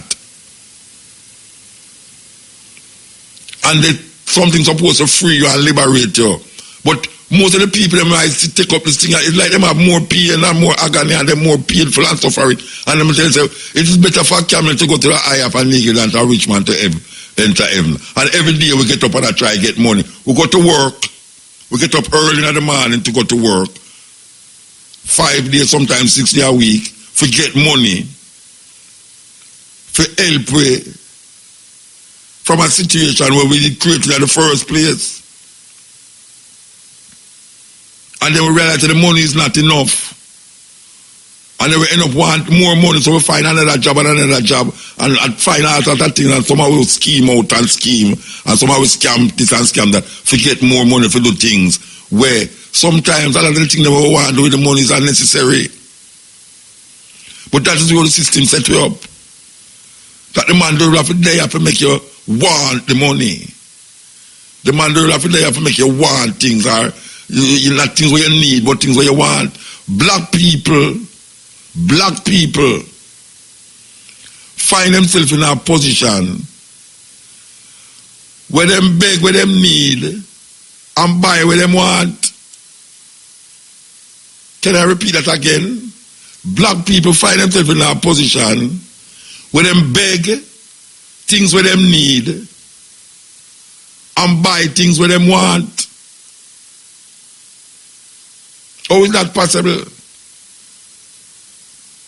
We really want made in China here. We really want made in China eyebrow, lipstick, all of the bottom, breast. We really need that. We don't really need it. But you have people who write letter, call for them WhatsApp. When you come bring one of them files here, for the real one, we want the real human here. Because them too expensive out there. Now I remember say, well, you at the school are opening, maybe we should have really asked for your shoes for the picnic. Now the shoes come second. The week come first. How them get to do that? How them get to plead in a time of stress? We think about an invisible person and believe so that after we're done, say all this, all that invisible person are going to come to a rescue and rescue we out of the filth that we find ourselves in. Like the man who, for years, him a pray to God for win the lottery. Oh God, please make I win the lottery. Please make I win the lottery. And for years him a pray for win the lottery. And God answered him prayer one day and said, look here, why you don't buy a ticket? Why you don't buy a ticket? And that is where a whole heap of way African people find themselves in now.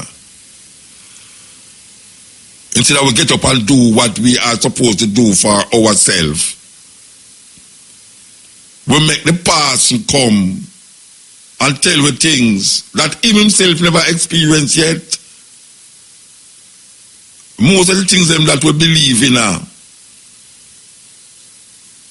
most of the things that our beliefs that we know, was taught to us by people who believe them know the same thing. And when you realize you just believe, it have nothing to do with the reality of the situation we find ourselves in now.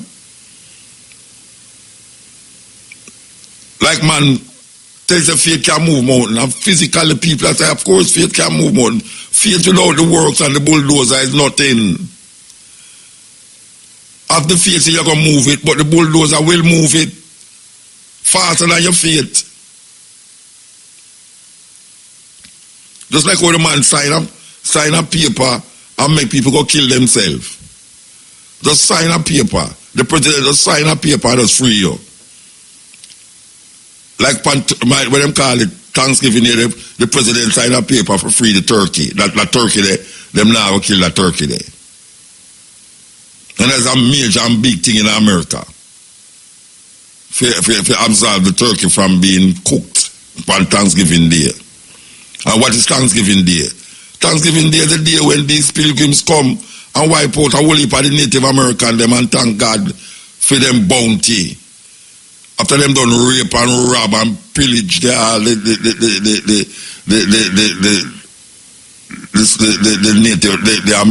Native American them in America. Them thank God for it. And them have black people that celebrate that. Them have black people that celebrate Thanksgiving Day. Just like how the Buffalo Soldiers them fight for them freedom and fight against the Native American them on the side of the white man. And when the white man, when them win, them find themselves in the same madness when them did it before. Them join the army to get rid of the Native American them and get rid of the other people them where them are move the south versus the north, the Civil War. And them a fight. Believe so them would get them freedom when them done fight. Only to find themselves years after that them can't use the toilet where the white man going on. And them have to have separate toilet for them. These are the things that we don't even recognize and see happen to we. Black people, if you have no confidence in yourself, you are twice defeated in the race of life. But with confidence you have won even before you have started. Words of Marcus Mosiah Garvey. Words that is indelible. Words that last and will last forever and ever. The confidence in ourselves that we search for is not the confidence when them put in a weave and say, do their bidding. Even if we don't do it. That you long for them wig. You long for them clothes. You long for them food. Even when them not even tell you to eat it or wear it. Because them just put that on a screen, a rectangular box in your house, will become the center of everything in your house. And them just keep repeating it every 15 minutes when you watch a nice show. With them in a toe. And because your brain is such, where it start to interpret and reflect on, you start to internalize the ad, and then now you want to live out the ad. Because them sit down in a them room, with them long table and many men sit down in there. Them go school for go study, how to get you to buy a product that you don't want, that don't have no use to you. That them know now going to do nothing. How them get you to do that? to just print a label and make you trust the label and make you trust where in the buckle and make you trust where the tablet supposed to do. Not and you start to ignore all the effects of this thing after you take it. How them get you to do that? How them get you to take a tablet and them tell you that the tablet good for menopause, but the side effects are nausea, vomiting. I better you just go and find yourself. Just go and find yourself. Because after you do that, now you're going to have headache, nausea, vomiting, and possibly death. Look on the advertisement on the TV, and you hear me say it's true. Most of them end up as say, and probably death. With just a little eating in your body. All you have to do is fun and get cool. But them allow you to do it. And you don't see that as slavery. That is not slavery. How them get you to get up every morning at the same time and go and eat something what you call breakfast at the same time and go stand up and wait for a bus at the same time and go to work at the same time and you do the same thing for 5 days for the week, 8 hours for each day, and then when you're done you get some money and then you look on the money and say, what is me I work for? You're supposed to feel good. Most Jamaicans don't feel good when them get them pay. Them don't feel good. How them get you to do that? Our company are going to make billions of dollars in a 3 months. Billions of dollars. Profit. Billions of dollars profit in a 3 months. Yes, them want to lay off workers in the organization. Because if they were supposed to make 5 billion and then make 4 billion, almost million, 4 billion 900 million, they never reach the target. And the reason why they never reach the target is because we have 100 workers too much. So we're going to lay off them workers there that we can reach the billion where they put up there. Wicked set of thing. That is the highest of capitalism, and we don't understand it. And them put it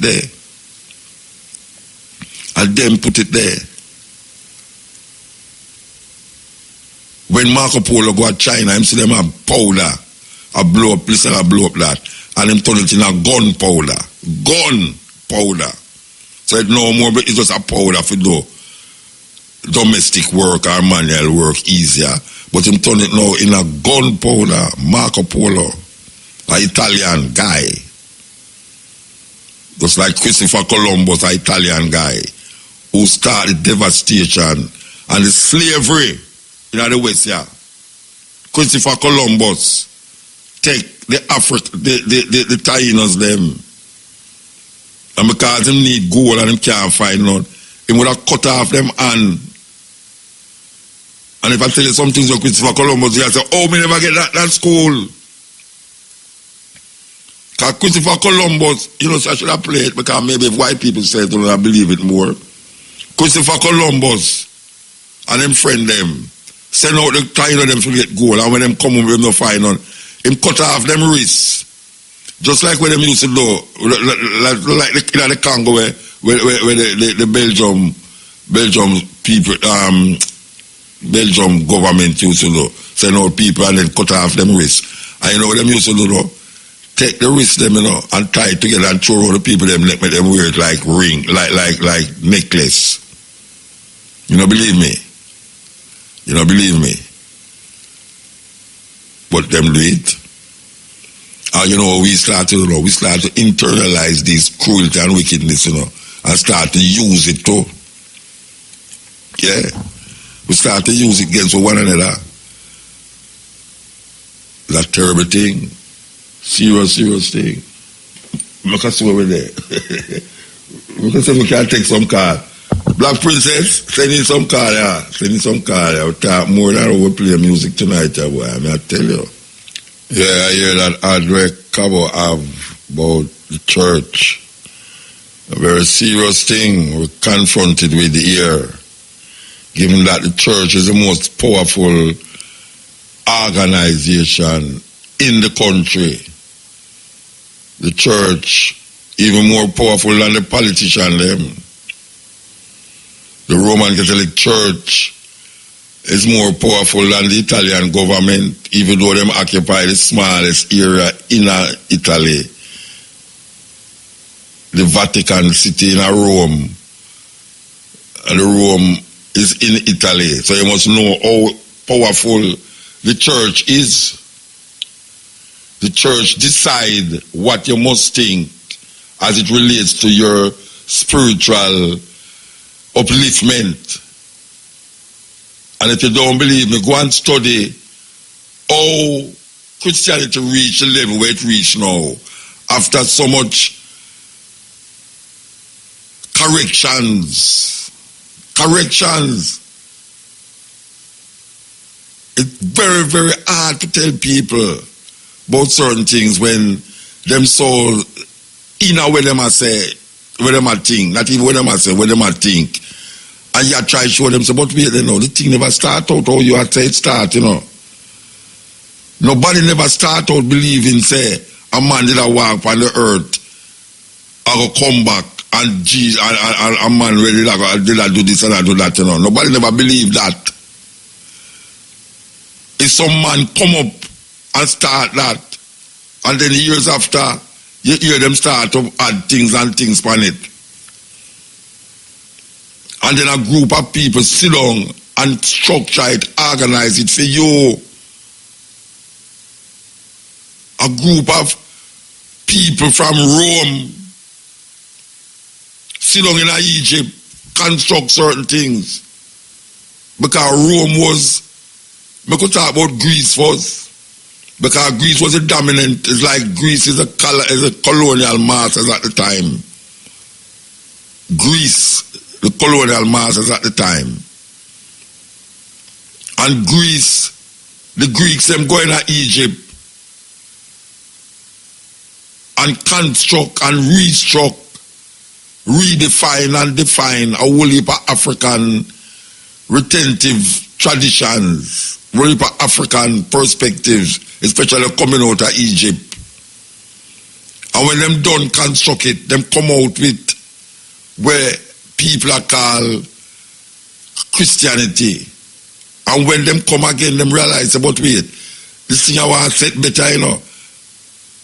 And a man just call up a whole heap of people and sit down and say, look here, only now left until we come to some understanding about certain thing, you know. A pure man sit down there and think that and I work that, you know.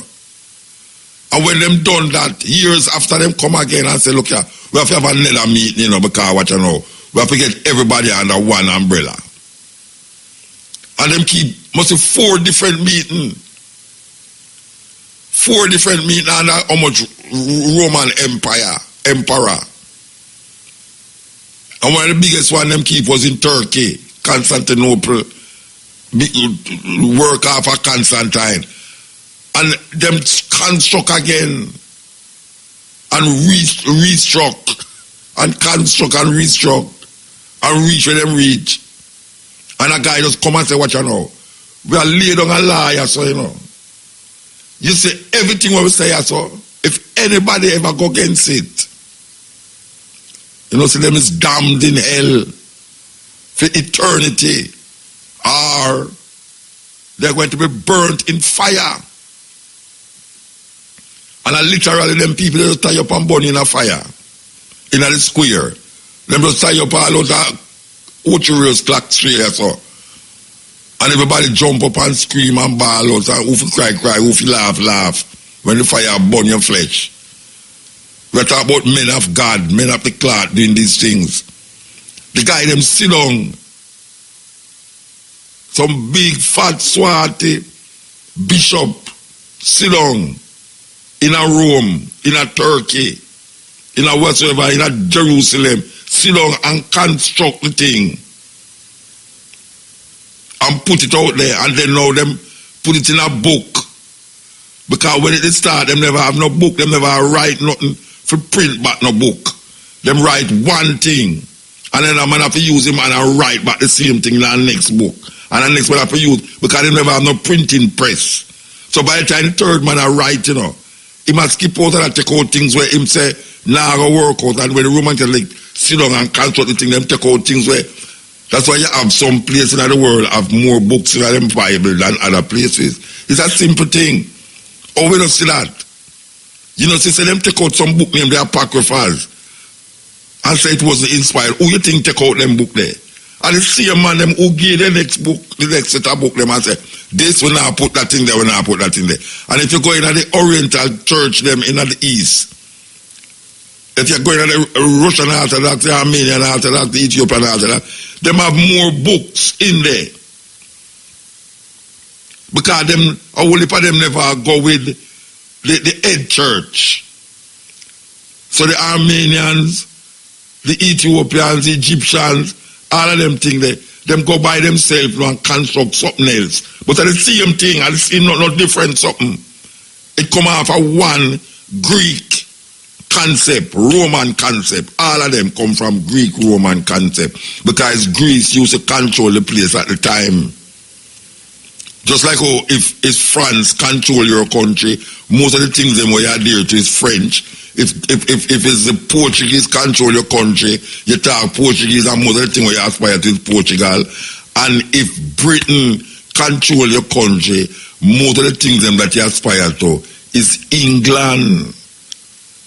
So most of the things them where come from all of these churches come out of the leading colonial masters at the time, which was the Greeks, and then after the Greeks you have the Romans. Oh, people are going like say that no have nothing to do with them belief system and them thinking. Greece and Rome, even in Ethiopia, all the year man are going this and are going that. The Ethiopian Orthodox Church was nationalized because the Egyptian Coptic Church was too far. So there's some way after happen where them bring the church over to them. Christianity never started in Ethiopia. It was brought there. Christianity is not an African thing. It is offshoot of African understanding, but it was designed and created by the colonial masters who was in Egypt at the time, which is the Greeks and the Romans. Who can tell me say not no go so? Tell me say not no go so. It was the Greeks and the Romans, not in Rome and not in Greece, but in Africa, that set up this structure and give it to the nations around. And all of them is offshoot of that Roman, Greco-Roman understanding. Because it did have spirituality where exists in Africa thousands of years before the Greeks and the Romans entered it. So. But it was moved back because the people them have power. The man who have the power control the design. When you talk him language, you talk him design, you talk him thoughts. So the Greeks and the Romans, that's why when you go to Ethiopia, there's no word for Jesus Christ in Ethiopia. It's Jesus Christos. Jesus Christos is a Greek word.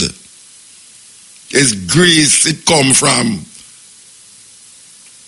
Just like when you hear a whole heap of maroon attack Arabic, because they was influenced by the Arabs, them and Islam, a whole heap of Islamic retentions reaching at Jamaica through the maroon them, because the maroon them was part of the colonialism that exists. And even say the maroon them, but the Africans them who come on and become maroons was part of the colonial existence of the Arabs' Islamic culture. And it seeped into the indigenous culture of Ghana, Gambia, Senegal, and all of these places. And it reached Anya so. And we'll go back to say, we have to ask sometime, who is an African? El Muta. Wait, how you the man? Yeah man. I have a video to send to you. What name? Well, it's a video that I got from BBC TV because where it's showing 6-year-olds being taught to write letters to encourage the practice of homosexuality. You have an English teacher, her name is Sarah Upson, which you will see, and she's teaching some 6-year-old boys and so, and telling them that they must pretend that them name Prince Henry and write a letter to Thomas, to tell Thomas why it's a brilliant idea that them as Prince Henry and them should get married. And she explaining that this is good because from a young age they must know about diversity. So you see the indoctrination from them early stages, and it's them kind of thing them want come try legalize in a Jamaica and in a the African world, in a Mother Africa and the rest of the Caribbean. You see? Yeah, 6-year-old. I'm gonna send you the video. You know? And her name is Sarah Upson. And I love what you're saying there because a lot of people, when you talk about the origins of Christianity and Islam and them things there, Africans who have been miseducated get vexed and they want to fight and kill people like me and you and other people because them don't want to hear the truth that these are foreign religions that were used to mentally enslave our people. From them time there? Yeah, yes, and still. And all this thing about so-called Maroons. I always said that because no so-called Maroons came to Jamaica. It's African people. Africans come. No slave never come neither. Yes, I know exactly. No slave never come. It's African captives of war, etc. And you see that Glasgow University, it was Glasgow University. Last week, I'm not telling you about them apologize. Yes, not only that, what happened, they announced a program of reparations too. Yeah, I didn't say that, After a 1-year study, it was found that the university benefited from, in those times, donations from people who made money from the enslavement of our people of 198 million pounds then, which is multi-millions now. No, yeah, man. So, yes, you know, and them thing there. And Toots Maytels, they were in Birmingham last night, so still I do the good work. And I don't want to forget, because I know you know Ilawi, original selector for Jallo, Brigadier as a DJ. And you know him have that fire we burned down him house virtually in 2016.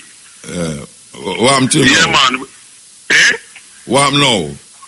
Yes, no, what happened is that I'm glad to see him rebounding because he might keep a dance out of Wiki Waki out by 7 Mile, Bullby. Me think tell me what news in Jamaica right now. I think I've England the man there. No, but me just glad to know say him do thing forward, you know what I mean? And then with him and faith and things. So me glad to know because with the strength there and thing.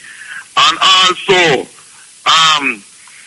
we have the case in Martinique where pesticide that was banned in France has been killing our people because you know most of the people in Martinique are Africans like me. Because through them use the pesticide, Martinique has the second highest rate of death to prostate cancer.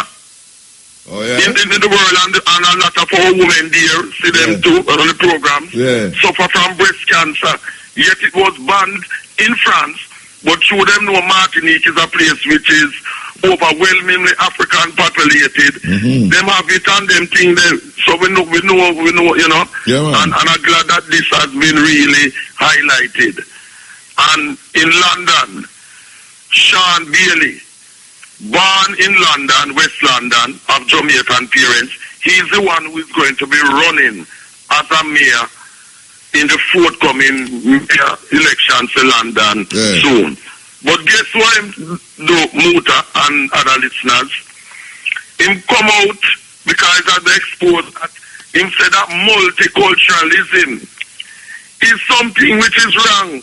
He is against our teaching of our culture, and you know them have African History Month here in October. Yeah. In this country. Yes. Yeah. Against it and I talk about refer to it, you know, like it create a kind of cesspool environment and them thing there. That was some article where he write some years ago. Yeah. Yes, and also there's a book that we as people here make such a noise and protest about that has been withdrawn, a GCSE book in sociology. We're putting down our families here, you know, saying our families dysfunctional and that type of thing. Sociology book in GCSE, you know, misrepresenting our African families here. So because of the noise that we have made, protests and so on, it has been withdrawn. Okay. You know, definitely has been withdrawn. So glad to really know that, you know. Yeah. And as you're talking about the church there in Jamaica, they must apologize immediately because them, as you know, and as you say, is part and parcel of the problem with slavery. See, them want to put enslavement of our people on us rather than on the Europeans and the Arabs, them who do it. Yeah, them never. But may I ask you a question? Yeah. You used to go to church when you were in Jamaica, right? Yes, man, but the whole we never. May I ask you? You ever hear the subject of chattel slavery come up on the pulpit yet? Never. Yeah. Never. That may I say. All you hear is blonde, blue-eyed Jesus. Never hear them talk about slavery. And white like snow and them snow, kind yeah. of business. Lord, watch me and make me whiter than snow. Yes. Though your sins may be like scarlet, but it shall be as white as snow. Right, which by implication it will tell you subconsciously that anything black is no bad. good. And this is why, you know, I don't like the use of this term by some people. Them now want to use the term African and black, you know. Them are talk about people of color. I notice the people who like that, them now want to be identified as African or anything to do with black, but people of color. Everybody of color, including so-called white people. Nonsense about people of color. Well, when them are talk about apology for slavery, them have to start with the church because the church instigates slavery. Exactly. But listen, remember John Hawkins, who was the first English slave enslaver with him ship named Jesus of Lubeck. Jesus of Lubeck. It says Jesus of Lubeck. He was an Anglican person. Yes. He was a Church of England person. Yes. So why them don't talk about that? This is a Church of England person who was the first English enslaver. And no Africans, never sell him no Africans. He went to West Africa and captured our people. Well, wait now. He was not sold. Wait now. Any Africans by any Africans. Wait, I can tell you something. I can say something to you. Yes. Amazing Grace was written by a man who used to take him ship and carry go to Africa. Yeah, the boy named Newton. His surname was Newton. Yes. And him write half of the melody of the Africans of them. Our people. Yes, him write a song named Amazing Grace. That save a rich like we. And black people are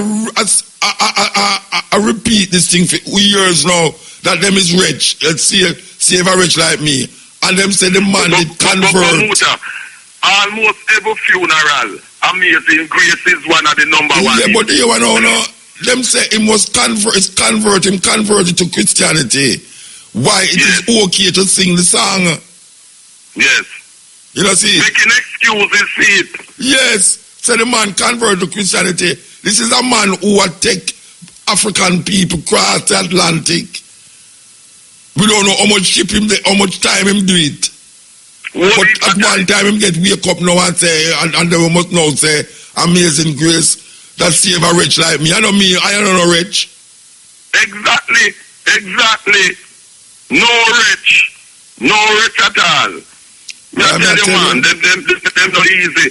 And, you know, I remember Marcus Garvey Jr. in 1992, when it was the 500th anniversary of the boy Columbus, when he invaded Guinea and misnamed it San Salvador, declared in 1992 as President General of the UNI and ACL that every 12th of October must be commemorated as African Holocaust yes. to remind us of what Arabs, That's what them Jews, and Europeans do to our ancestors. Yeah. And that is what the church must do. And Muta, I know that you and Kabu and other Africans in Jamaica and Africans outside of Jamaica, we must make an example of this church group who line on behalf of these racists and want to put it on us. Can you imagine them telling the Jews that because some Jews did work with Hitler to put other Jews in concentration camps, that is Jews responsible for what Hitler did to them? Yeah. Eh? But that was the case. Them feel that them can try that with we as African people. You ever tell any Jew that Jews responsible because a few Jews did sell out? And it's because of pressure and thing.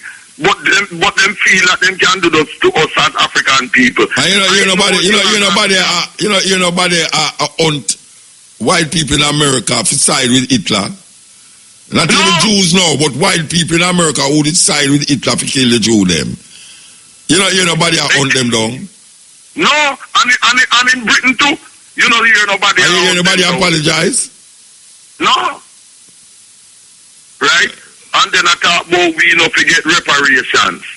Yeah. No, man. And it really exposed again the Christian church for them complicity as being one of the main architects in the enslavement, genocide, rape, murder, and thing of our people. For them to be trying to falsely blame African people for our own enslavement. You mean, yes. Yeah, man. Evil. Terrible. Anyway, we're going to move. All right. Blessed love. Keep up the good work. We'll come to Birmingham and London, We'll come back and talk, Eh? Me say, the wicked, and a lot of them listen to the program because them hoping you will say something where them can use against you. You know that them don't like to hear when you attack. I don't and care. People know what is what, You know that from day one, I don't they care. want to censor you because you can imagine how them say, why, if we could have do something to shut him out. Because them no want to hear the truth, man. Anyway. But them I got tired to hear. Tired. Every time. Give thanks. Tired to see with face and hear advice. Blessed love. All right. Yeah, this is the Cutting Edge on RFM. We're going up and over another time. I want to play this again. Of the School of Hotel, Restaurant and Tourism, Goyimwole Enukomeko Kodo, says the African has become such a great embarrassment to God, and it is about time the black race changed its mindset about itself and where it came from. He lamented bitterly about the African's refusal to embrace his or her tradition and culture, and said the African culture is much more than just drumming and dancing, and there is the need for Africans to dig deeper into the history books to acquire knowledge about the genesis of their civilization. He said this at a socio-cultural workshop and exhibition of African Museum for some visiting American students from the University of Texas and their counterparts from the School of Hotel, Restaurant and Tourism here in Accra.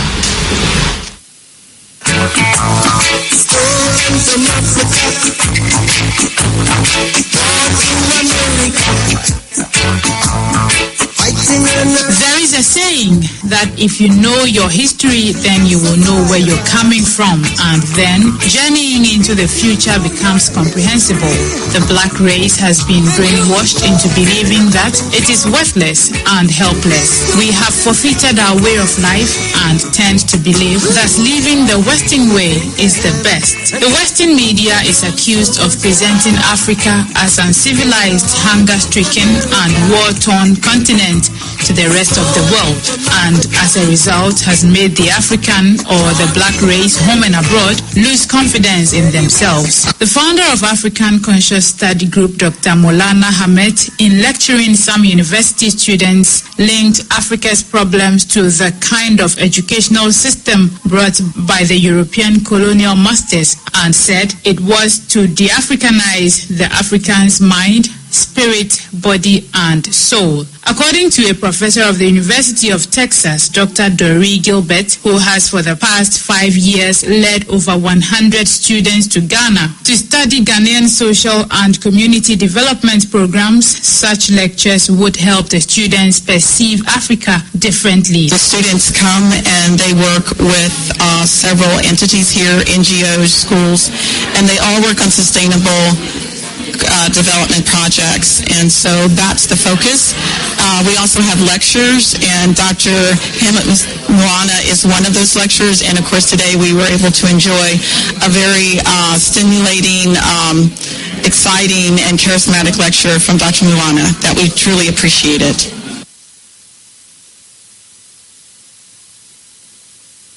Okay. All right, make us see about it. Tend to believe that living the Western way is the best. The Western media is accused of presenting Africa as an civilized, hunger-stricken, and war-torn continent to the rest of the world, and as a result has made the African or the black race home and abroad lose confidence in themselves. The founder of African Conscious Study Group, Dr. Maulana Hamed, in lecturing some university students, linked Africa's problems to the kind of educational system brought by the European colonial masters, and said it was to de-Africanize the African's mind, spirit, body, and soul. According to a professor of the University of Texas, Dr. Dory Gilbert, who has for the past 5 years led over 100 students to Ghana to study Ghanaian social and community development programs, such lectures would help the students perceive Africa differently. The students come and they work with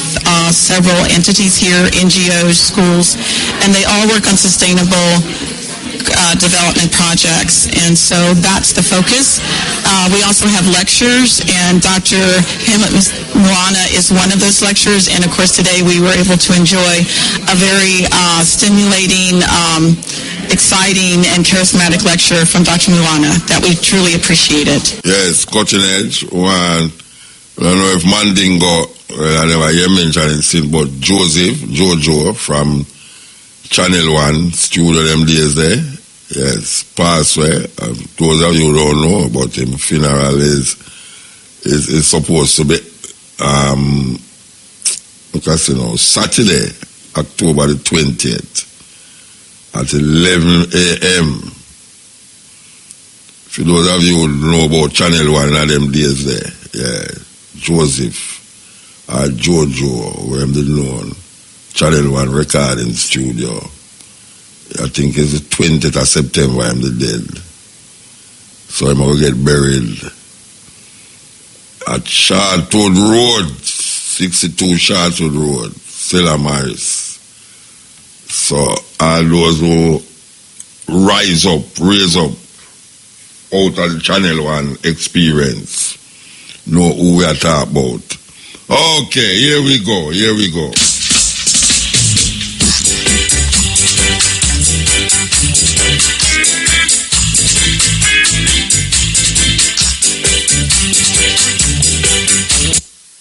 Crawl and pull up this one, you know, because a long time we don't play no music. A long time we don't play no music, don't it? Alright, here we go. Alright, so we'll start over this one here for the man called Burning Spear.